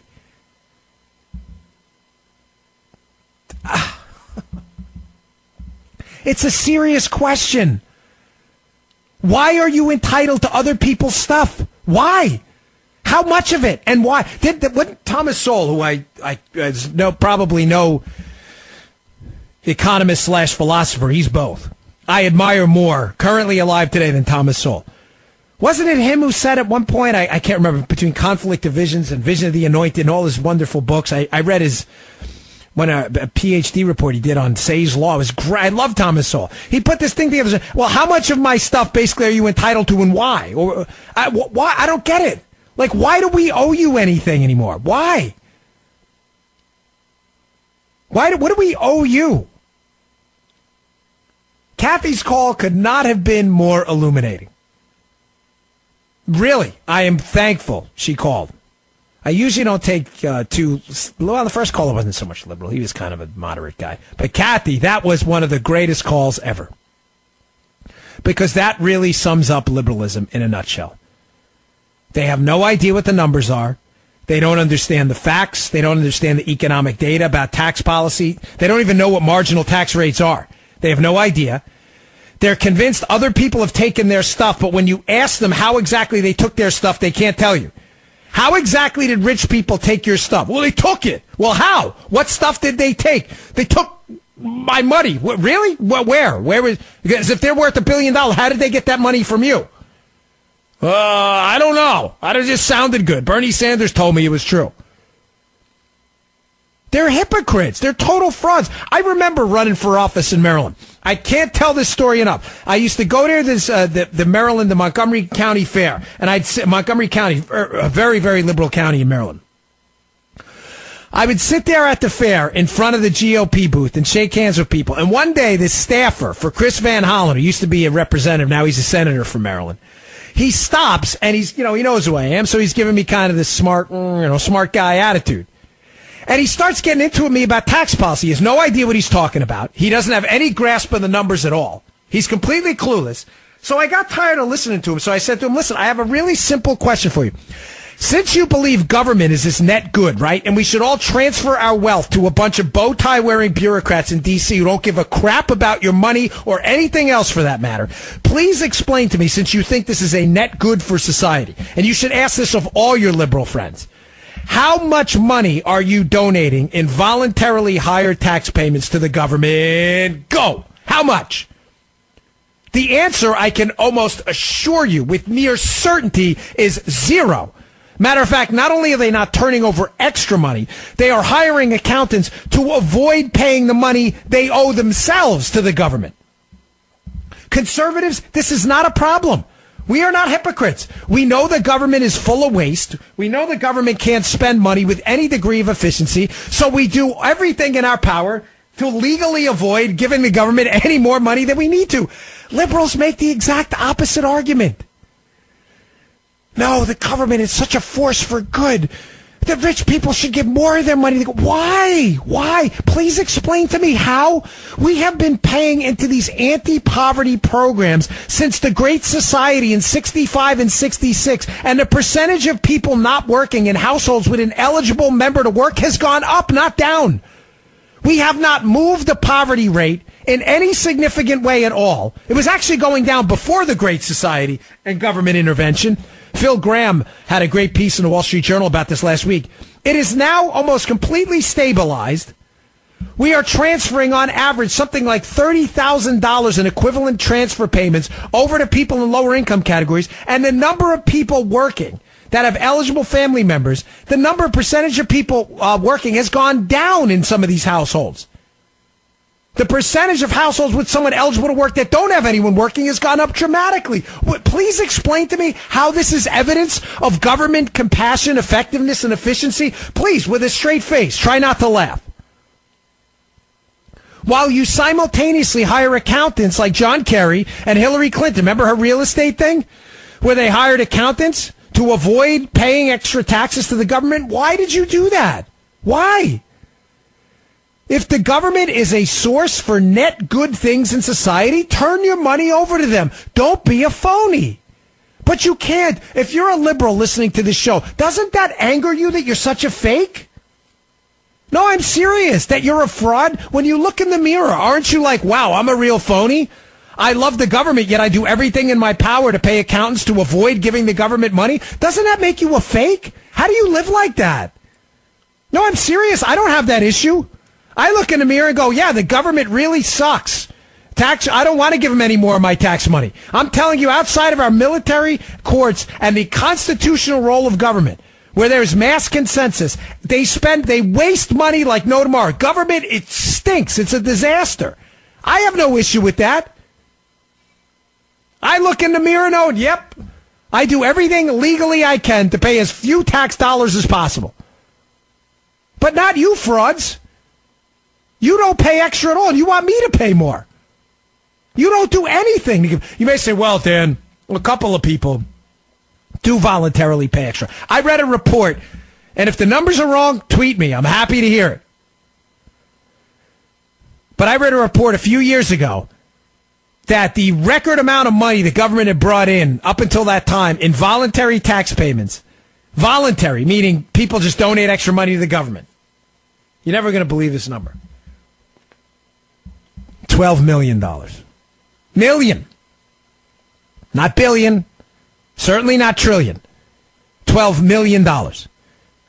We have 330 million people in this country. Are you telling me let's be generous. I'll play down the number for the sake of making it easy on the liberals. Say there are 30 million liberals. There's probably more than that. Probably closer to 40 or 50 who would classify themselves as liberals. Say there's 25 million. If each of those liberals just donated $1 to the government they worship, that they genuflect in front of, that they almost consider an act of religion and faith. If you just donated $1, they would double the amount that's voluntarily paid to the government, the paltry $12 million. That's it. So libs, step up. Stop being such frauds. Stop being such inauthentic fakes and frauds. Wake up tomorrow morning, call your accountant, and do the right thing. Air quotes right thing, because it's the wrong thing, but you say it's the right thing. Write a big, fat, juicy check to the G. Go, do it. Call your accountant. Come on. 5,000, 10,000. The government's a force for good, man. They do good things. They do good things. We'd love the G. Go ahead. Knock yourselves out. Set an example for the conservatives out there you think are Neanderthals. Look at us libs. We donated an astonishing $100 billion in voluntary tax payments. Nice job, liberals. Dumb move, but nice job. At least you guys have a spine. At least you stood for something, you big frauds. Phonies. Phonies. Fakes. Look yourself in the mirror and say it. I'm a big fake, because you are. I don't want to pay extra till everybody else does. Why? Why? I give to charity. I don't need someone else to do it. I give that. My wife and I give to charity. We sell T-shirts on our website. We donate the money to. Why? I don't need anyone else to do it. I don't look for other T-shirt makers because we think we're helping someone out. I don't need you to do it. You say the government's helping people out, do you not? Why do you need someone else to do it? Just go give it. Step up. It's like Spike Lee said, do the right thing, libs. Step up. You won't. You're a bunch of fakes. All right, folks. I'm Dan Bongino in for Mark Levin. You want to give us a call, 877-381-3811. We'll be right back. Mark Levin. All right, folks. Welcome back. Dan Bongino in for Mark Levin. You want to give us a call, 877-381-3811. Thanks for all the feedback on the show. Really appreciate it. I can't take it with the taxes today. I can't. We got an election coming up, and I'm just so furious at liberal inauthenticity. These just fake liberals out there with all this garbage, whether it's Elizabeth Warren and her Native American DNA test, or Beto and his skateboards, or Bernie and his rich in the world. I just can't take it. They are such frauds. They are such phonies. They never know anything about all they do is spout talking points. So I took a liberal caller in the last hour, Kathy. It was pretty epic. She, I don't know, she was like calling for a revolution or something. I don't know what the hell she was saying. But David disagrees. He thinks that rich people are, stealing all the jobs. So, David in Freehold, New Jersey, what do you got for us, buddy? You disagree with me?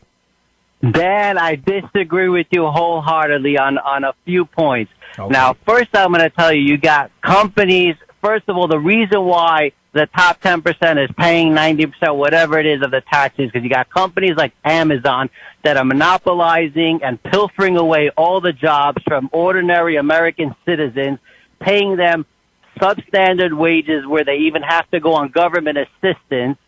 And finally, they decide, okay, in response to the outrage, which even Tucker Carlson agreed with Bernie Sanders on this issue, and he said, okay, we'll pay $15 an hour. All right, hold on, David, stop. Let's address, because I'm short on time. Let's address this one point at a time. So what you're saying here is Amazon doesn't pay their employees enough. So what is your suggestion as to what Amazon should pay their employees? Go. Well, it's not. Just give me a number. Just give me a number. Any number. Just what do you think? A number they should get paid. Wait, yeah. What do you think? To the value that they bring to Amazon. That's okay. So when Amazon, so you're saying now, just to be clear, that in a 3.7% unemployment, hot work environment, that Amazon was not paying employees what they're worth, that they were worth more elsewhere. So let me ask you a simple question: why did those employees not go elsewhere if they were worth more elsewhere? Go. Because Amazon stole all the jobs. Every company wait. Hold on. Up every company. They monopolized. They took every industry over. I don't even know what to say to that. Thanks, David, for the. I don't even know what to say. I don't know what to say, folks. I'm sorry. We could have went on all day.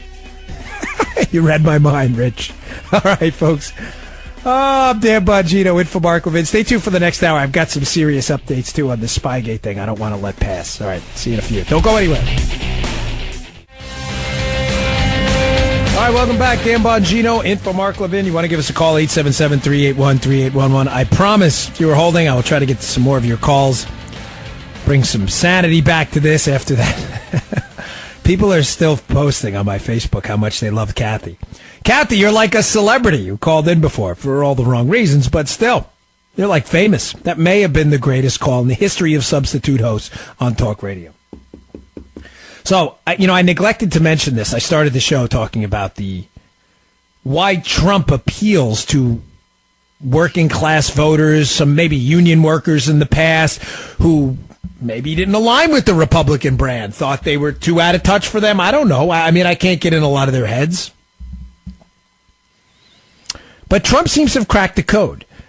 And the code there is an authenticity for, again, battle scars and all, that the Democrats cannot seem to replicate. But I talked about Elizabeth Warren and her being a fake Native American, about, Beto O'Rourke in Texas. It was like the biggest scam I've ever seen in my life. Beto, he skateboards. He's so cool. He's such an outside. What are you talking about? This guy grew up in a connected family, did his thing, and more power to him, whatever. But stop pretending you're some kind of renegade here. Give me a break. But I forgot one. A classic this weekend. This Senate candidate in Arizona, Kyrsten Sinema. Oh, my gosh. Another one. Look, I'm one of you all. I'm running as the next generation. We're in here. We're outsiders. We're going to shake it up.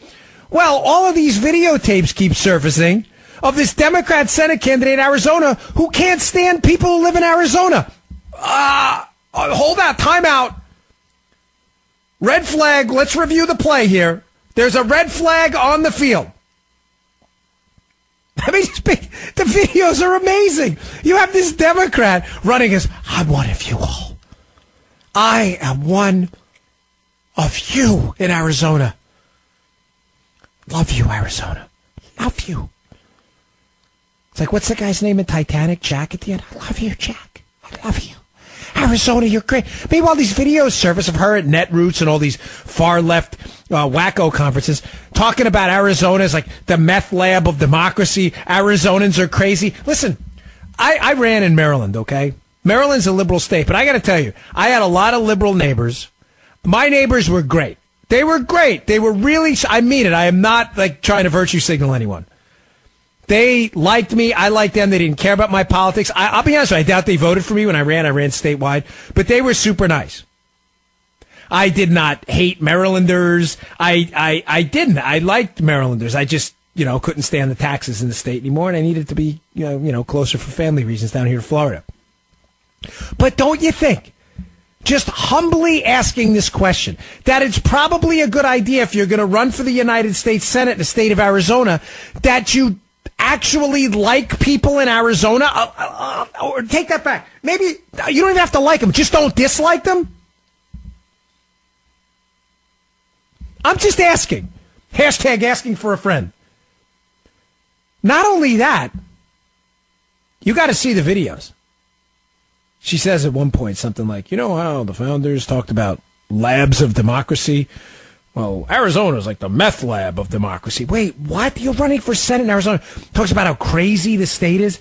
We find out this weekend, and I'll give you both sides of this because I don't have any interest in doing what liberals do to us. But we find out this weekend, I saw an article up at Legal Insurrection, which is William Jacobson's excellent blog. He had a piece up there about how apparently Kyrsten Sinema, who is not Hispanic or Latino, was apparently listed by the National Association of Legislatively Elected Officials, Latino elected officials, NALEO, Latino elected officials. She was registered as a Latino elected official in their book. Now, the Sinema campaign saying, we didn't do that, they did that. But this organization saying, well, not really, that's not the way this works. We check with them first. What is with their, she's not, folks, let me be clear on this. She is not Hispanic. So we have an Indian that's not an Indian, a Hispanic that's not a Hispanic, and a skateboard guy that's pretending to be a moderate that's really a radical liberal and is not a moderate at all in Texas. It is ridiculous. Then listen, it's important we win in these midterms. It is. We cannot lose to these radical police state liberals. We can't. And before I'll get to the Spygate stuff, but this is important. We have races all over the country with frauds running on the Democrat side. You got this guy in Tennessee. I'm Phil Bredesen. I'm a moderate Democrat. He's no moderate. You have these videos that surface the people on his campaign. They're like, yeah, Tennessee voters really aren't that bright. We're just lying to them about the Kavanaugh thing. This guy's these people are not moderate. Matter of fact, on the tape, one of Bredesen's people, look at that. Jacobson's on. That's pretty funny.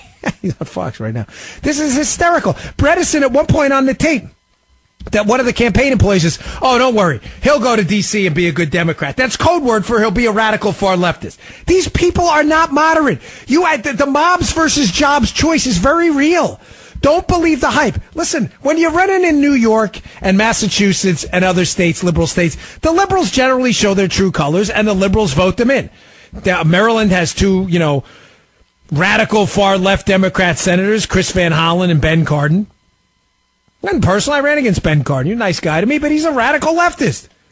And they run like that, and they win like that, because it's a radical leftist state. But what I find so disturbing is these people who run in red states or swing states, and they run like moderates, and they have absolutely no intention of governing that way at all. Bill Nelson here in Florida. Are you kidding me? This guy's been in office since, The Munsters was a top 10 show on TV. Heck, I ran against Cardin. Cardin's been in office since he's in his 20s. I don't know how old he is, but it's a long time. Nelson's been in office forever. Forever. No one even knows he's the senator. Listen, I'm not even kidding. I got a friend of mine who's really into politics. He always has trouble with who's the other senator from Florida. And he's like really into it. They know Rubio, and like, who's the other guy? Oh, yeah, it's right there. It's right there. Oh, yeah, Nelson, that's right. These people are radical leftists. Sinema, Bredesen, Nelson. Everywhere. You got this race in Michigan now that's turning into a race. This guy, John James. I love this cat. This guy's awesome. You seen this guy? He's out there, military veteran. His videos are killer. They're terrific. He's running against Debbie Stabenow, radical leftist. That represent Michigan values. Been in office forever. Well, Michigan, what are you thinking? You got a chance to elect someone who's actually like, this guy's done it. He's been there. You got so many good kids. Even in New Jersey, you got what's his name? Huggin. I always say it wrong. Who's running against Bob Menendez. I don't even want to get into because it's a family-friendly show. Some of the allegations against Menendez. I'm not even kidding. Because it's a family-friendly show. You'd have to turn it off even talking what Menendez was alleged to have done. They may win that race. Folks, there is no authenticity whatsoever on the left. Listen, we're not perfect on the right. I am certainly not suggesting to you, if you know me and you've heard me here before, I am no defender of the establishment Republican class. That is not my default position. But your choice right now is clear. It is one side that has at least a semblance of sanity left, and another side who has embraced the mob, embraced police state spying, has embraced socialism, MS-13, the North Koreans. This stuff has actually happened. People getting $1,000 raises. You got Nancy Pelosi. It's crumbs. Yeah, it is. You know what? Nancy's right. To her, it is crumbs. When you're worth a couple $1 trillion like Nancy is, it is crumbs. But when you work for a living, $1,000, I assure you, is a whole lot of money. I got a $1,000 bonus once in the Secret Service for this thing I did when I worked there. And it was like the greatest thing ever. Christmas time, yeah. Crumbs to the Democrats. Folks, please get out and vote in these midterms. I know I told you I get this spiky, so I get a little distracted because I see voter intensity, the gap closing, and I want to be sure you don't let up for a minute. Whether you are a supporter of Trump, a lukewarm supporter of Trump, you were never Trump. Your choice is absolutely crystal clear.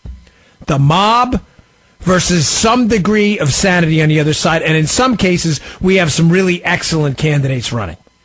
Really, really good candidates out there. You still got Cruz in Texas. And by the way, with Cruz in Texas, one more point on this, and we'll take a break. It's not good enough to win. With the Cruz race in Texas, you have to win overwhelmingly. Win overwhelmingly and send a statement that Texas is not going to tolerate that. Gun grabbers and pseudo-socialists and big government Beto. Big government Beto. Hey, Ted, use that one if you listen. Big government Beto. No, we're not taking it, Texas. I don't live in Texas, but I work out there once in a while. I love Texas. Don't fall prey to the Beto trap. Nobody cares that he skateboards, okay? Who cares? I care about your wallet and your health care and your kids' education. Not Beto skateboarding in the Whataburger parking lot. Who cares? Go eat a burger. You'd look a lot cooler than the skateboarding routine. Give us all a break. All right, folks, I'm Dan Bongino, at the Bongino on Twitter. We'll be right back. All right, welcome back to the Mark Levin Show. Dan Bongino, InfoMark, 877-381-3811 if you want to give us a call. Sorry, it's a little bit distracted. Every time I mention, every single time, bar none, that I bring up the mythical Clinton surplus, somebody posts on whatever, Facebook or Twitter. They go, no, they said it's real. It happened. I'm like, oh, my gosh, I can't take it. Just ask your friends a simple question, please. I can't say this enough about this mythical Clinton surplus. How did the national debt go up every single year of the President Clinton's term? Every year if there was a surplus. It didn't. The answer is they took the Social Security money and put it in the general fund. That's what they did.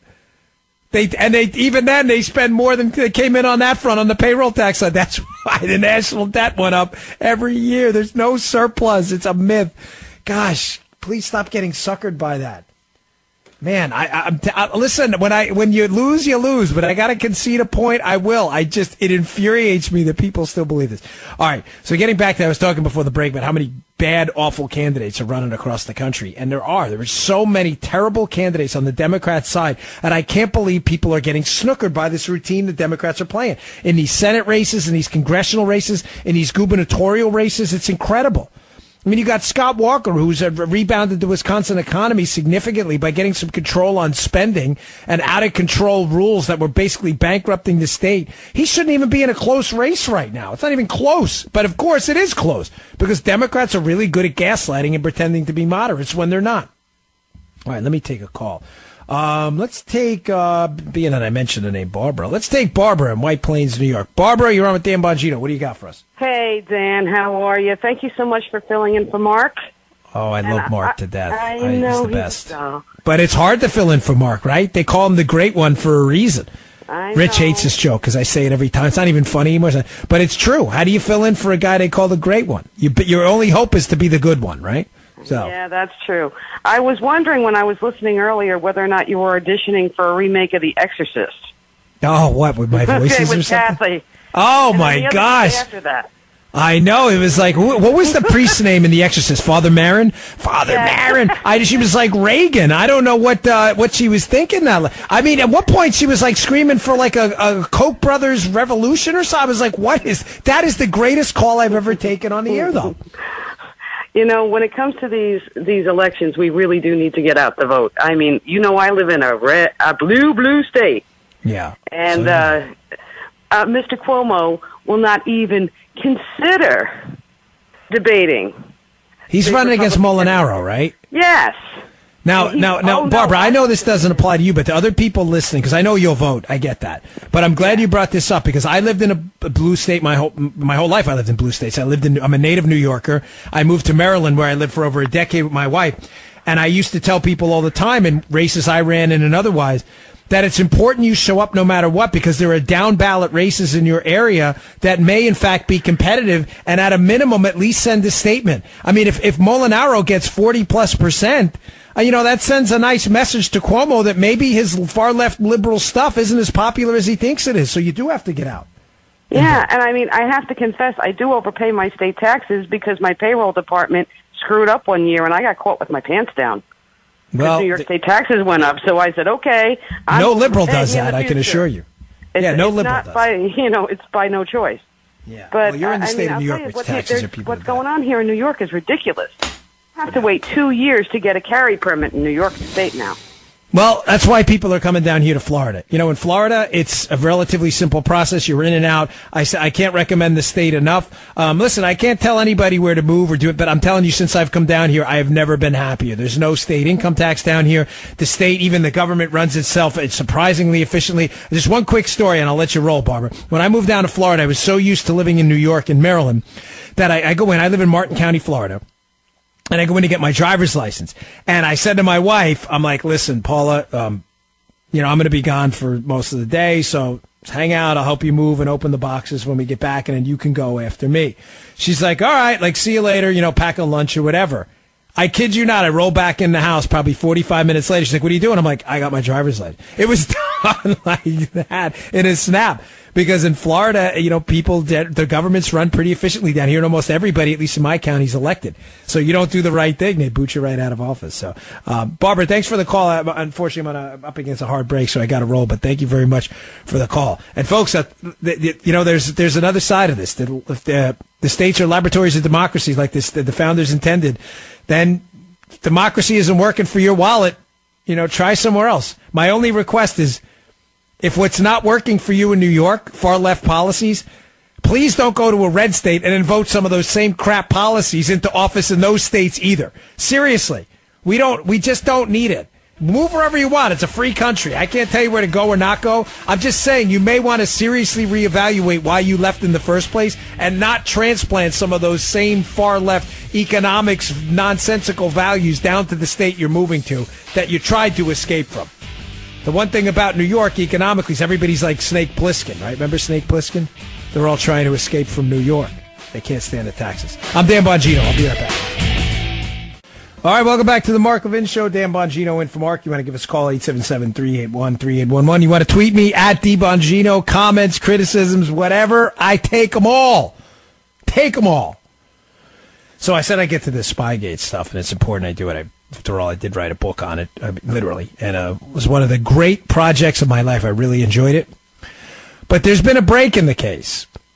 A real break in the case. Over the weekend, I shouldn't say a break, a revelation. The break in the case happened a long time ago, actually. But the revelation over the weekend by Congressman John Ratcliffe, who's been doing a tremendous job exposing, along with Devin Nunes, Mark Meadows, Jim Jordan, and various others, have been doing a great job of exposing the disgusting government corruption in our intelligence community, our Department of Justice, and at the upper level management of the FBI in this scandal to get Donald Trump. Now, folks, here's what happened this weekend. Let me put it in context for you for a moment. For those of you who, I don't know, seemingly missed this story somehow, I don't know if you've been on Mars or whatever for the past, maybe you're in space travel.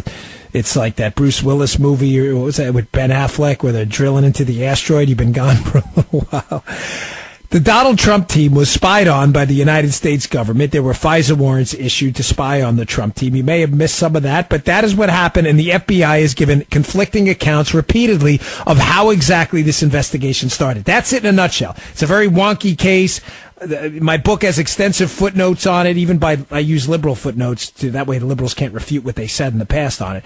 But the case is very simple in its essence. A opposition political party from Donald Trump, Barack Obama and his White House, weaponized the intelligence community and in some cases the law enforcement community, in case of the FBI at the upper levels of their management chain, to go after the Trump team. That's it. Now, why am I bringing that up now? Not to give you the go. Well, it's great. What else is there left to talk about? I'm bringing this up so the break this weekend makes sense. Ratcliffe unleashed just a torrent of information on Maria Bartiromo's show on Fox News, and that it airs on the weekends. And he said that there's some potentially exculpatory material hanging out there about George Papadopoulos. Why does this matter, folks, and what the heck is going on? Remember, the FBI's reasons for starting this investigation, the most critical counterintelligence investigation possibly in modern U.S. history, against a soon-to-be president, Donald Trump, at the time a presidential candidate, the explanation as to why they did it has changed so many times that they cannot seem to wrap their arms around why they did it themselves. It started as, it was all about Carter Page. Then it was all about George Papadopoulos. Then, as I explained in my own show, it was all about Alpha Bank. That's in my book. That lays it out. Alpha Bank. Oh, you haven't even heard that story yet, I'm sure you. I promise you. Folks, the reason the story keeps changing is because they were constantly looking for new reasons to spy on the Trump team because the old reasons kept falling apart. This is what's going on. They tried the Alpha Bank angle. Oh, that didn't work. Let's try Carter Page. Oh, there's no evidence he's a spy either. Let's try George Papadopoulos. Oh, man, nothing's working out there. Oh, shucks, what do we do now? That's the reason the story keeps changing. Now, here's the problem. Here's the problem they're having. The last story they settled on, that was advanced by the New York Times back in December of last year, and that they've stuck to since. You'll hear the liberals parrot this too. It's no, George Papadopoulos did it. George Papadopoulos, this low-level Trump advisor, met with Alexander Downer, this Australian diplomat in the United Kingdom, talked about this Russian dirt, and that's what did it. He passed on the information, and there you go. Bingo, we got it. Well, ladies and gentlemen, what's the problem with this? The problem is when you go into a FISA court, there's a verification process for the information, and you're supposed to present exculpatory information too. At some point, if it indicates that the target, let me give you an easier example of this, because sometimes it's a little complicated. Me, I haven't been a federal agent. If I walk into court and swear in front of a judge for a search warrant that I believe there's probable cause that a crime has been committed, that there's evidence in this location, and I fail to put out there evidence that indicates that the person I'm targeting and the house we're looking to get a warrant on is in fact not the place, and I fail to include evidence that that person may not be guilty of the crime, ladies and gentlemen, the chances of losing their job, if not being put up on criminal charges yourself, depending on the severity of the allegation, are significant. It's becoming clear as day now that the FBI, according to multiple members of Congress who have seen this information, had information that George Papadopoulos was completely innocent of this, that this Russian collusion thing was a fairy tale and was made up. But the information they presented to the FISA court was not that, folks. Was not that. It was only the stuff alleged basically in the dossier and hearsay-based items that can never be verified. Now, why is this important that there may be exculpatory evidence? It's important, folks, because this whole entire case right now is married to this latest narrative. This is all they have. If the entire reason for investigating the Trump team was based on a case where the FBI had information the guy they were targeting was not guilty at all, this whole thing collapses. The whole thing. That's why this is so critical. Now, what's the big question here? The big question is, what is the exculpatory evidence? And I want to put two potential theories out there for you. What is the exculpatory evidence, the evidence indicating Papadopoulos may not be guilty, that these members of Congress are saying exists, that's out there in the ether? Let me make a suggestion to you, right? If this meeting with Downer in the Australian bar, Alexander Downer, and this so-called exchange of, the Russians may have dirt on Hillary, and Downer was so suspicious, anybody record that meeting? Do you find it even remotely interesting that Papadopoulos himself, who now that he has taken a plea on this lying to a federal agent charge, do you find it even remotely interesting that Papadopoulos himself keeps bringing up the fact that he feels he was recorded? Why does that matter? Ladies and gentlemen, what if the recordings of this meeting with Downer say nothing of the sort about Russian collusion or anything else? Oh, that'd be a little bit of a problem now, wouldn't it? A little bit of a problem there. We'd have a little bit of an issue. You think maybe a FISA judge would want to know that? There may have been a recording of this? I'm not sure there is. I'm just saying. It's out there.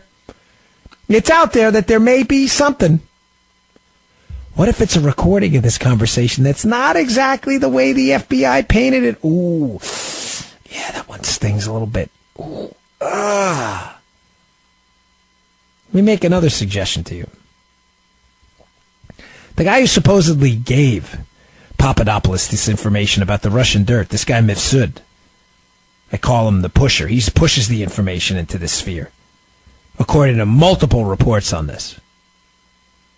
They interviewed Mifsud. They interviewed him, the FBI, in February, before the last FISA renewal. Before the last FISA renewal in front of a judge where they swore to a FISA court again, Papadopoulos paid, we got to get these guys. What if Mifsud, who allegedly pushed this information about Russian dirt into the Trump sphere that was pulled out later, what if he wasn't working for the Russians at all? What if he was working for friendlies? Folks, the book lays it out. I think a pretty conclusive case that somebody has a lot of explaining to do about exactly who Joseph Mifsud was. Is this potentially exculpatory evidence that George Papadopoulos was set up the whole time? He was the fall guy? That he was going to be the one? Maybe they targeted a low-level guy because they thought it would be easy? Folks, this is the scandal of the century. And Radcliffe's interview with Maria Bartiromo this week is very telling. It's telling for very precise reasons. He's indicating that the entire case the FBI is making right now was that George Papadopoulos started this thing while there's potentially information out there saying George Papadopoulos may be innocent of the whole thing altogether. Unbelievable. Unbelievable. All right, let me take some calls. If you want to get to the calls, if you want to give us a call, 877-381-3811. Let's take Paul from Los Angeles. Could be interesting. Paul, what do you got for us? Hey, good afternoon, Dan. How are you? Very good. How are you? I'm a fan, man. I listen to your podcast every day. Oh, thanks, brother. Appreciate it. I've been on hold for a day and a half here, so what more can I do for you today? But you are the man, Hold. That's why I saw that. You've been on hold so long, it actually cycled over the hold time. So I'm like, I wanted to tease that cat. I think we're being a little rough on that Kathy because I kind of think she's the same lady who sells that red copper skillet where you can melt a Saturn car. I love that red copper skillet. That's the greatest infomercial ever, isn't it? Yeah. Yeah, we love that. I called originally about the fellow Wolf who was pled guilty to lying to the FBI. He's the Senate staffer who was leaking to his girlfriend at the New York Times. So my question to you is, and I know you're talking about different things that are going on in the background. Yeah. My question is there a grand jury? Is this guy Wolf? You know, he only pled out to lying. You know he did more than lie. We know that he leaked. That's a felony. Is he in front of a grand jury? Well, here's what I find interesting about Wolf. Wolf's lawyer, if you read back on some of the case documents, Wolf's lawyer at one point had put out there that in Wolf's defense, because remember, Wolf wasn't charged with leaking. Wolf was charged, and for folks, for those of you out there who don't understand what he said, James Wolf was a Senate staffer on the Intel Committee that was handling the Spygate investigation. He was arrested by federal agents for lying about leaking. He wasn't arrested for leaking itself. That's fascinating because in his defense, his attorney was basically threatening to call who in his defense? The senators on the Senate Intel Committee. Why is that interesting and fascinating about the Wolf case? Because if Wolf is charged with lying about leaking and his lawyer's saying, no, he's not lying, we're going to call these senators in his defense. What does that tell you, folks? That maybe the senators on the Intel Committee may have had some role in the selective leaking of information from the committee to the media to make Trump look bad. That's why I find Wolf's case fascinating. Wolf's case, also, one more thing about it, too. Paul Wolf, in a text to his girlfriend there, who was working and writing stories for a couple media outlets, there's a fascinating series of texts where he texts 82 times to his girlfriend the day they get a hold of the actual FISA application. What's fascinating about that? The FISA application is how many pages? Only 82 pages. 80, bingo, brother. 82 pages. Meaning what? Meaning if significant pages were redacted, which they are in the public document, right? He didn't send her the redactions. He may have sent her the unredacted FISA application, which means what? It means the media's had this thing the whole time. They know this case is complete, total crap. They've known it the whole time, and they're still propagating this myth that Donald Trump colluded with the Russians, even though they've had the FISA application and they know it's crap. Does that make sense? So my question then takes a little further. We have a midterm coming up. Trump held back releasing the redacted material, the papers that the different congressmen wanted released. Yep. What do you think? And I know this is it's not a fair question to you. The end game on this. No, it's a fair question. Perfectly legit. Perfectly legit question. Mueller's winding down. That's what they tell us anyway. And Trump has all these bullets in his holster. What's the end game? Is there a grand jury? Are there going to be? I'm going to give you a difficult but true answer here. It is all right now about leverage. Paul, don't view the Mueller probe as a criminal investigation. It's not. It is. It has criminal authority. I get that. I'm not trying to be silly. The Mueller probe is a political investigation designed to damage Donald Trump. Donald Trump's approval numbers are going up. Mueller's approval numbers are going down. Why expend all of your tactical political ammo by declassifying now? I know it's not a convenient answer. I know that. But what I'm suggesting to you, I'm sorry, I got to let you run, Paul. I got to take a break, but great question. I'm simply suggesting to you in the audience here that why expend the political capital to declassify now if you don't need it? Wait till after the midterms. Donald Trump's approval's going up. Everybody knows Mueller's witch hunt is a witch hunt. Their approval's going down. Not a convenient answer. I get it. I'm just trying to tell you, folks, don't sell Trump short. I think he's playing this tactically very smart right now. All right, I'm Dan Bongino in for Mark Levin. We'll be right back. All right, welcome back to the Mark Levin Show. As I'm tweeting a response on my Facebook, you really should, Rich, probably focus, Dan. Focus. The guy's still at it with this Clinton surplus thing. He can't get past it that it's not true. This guy on Facebook, I swear, He's committed to the fact that he thinks this thing is real. All right, folks, go pick up Jack Levin's new book coming out October 30th, Mark's Dad, Our Police.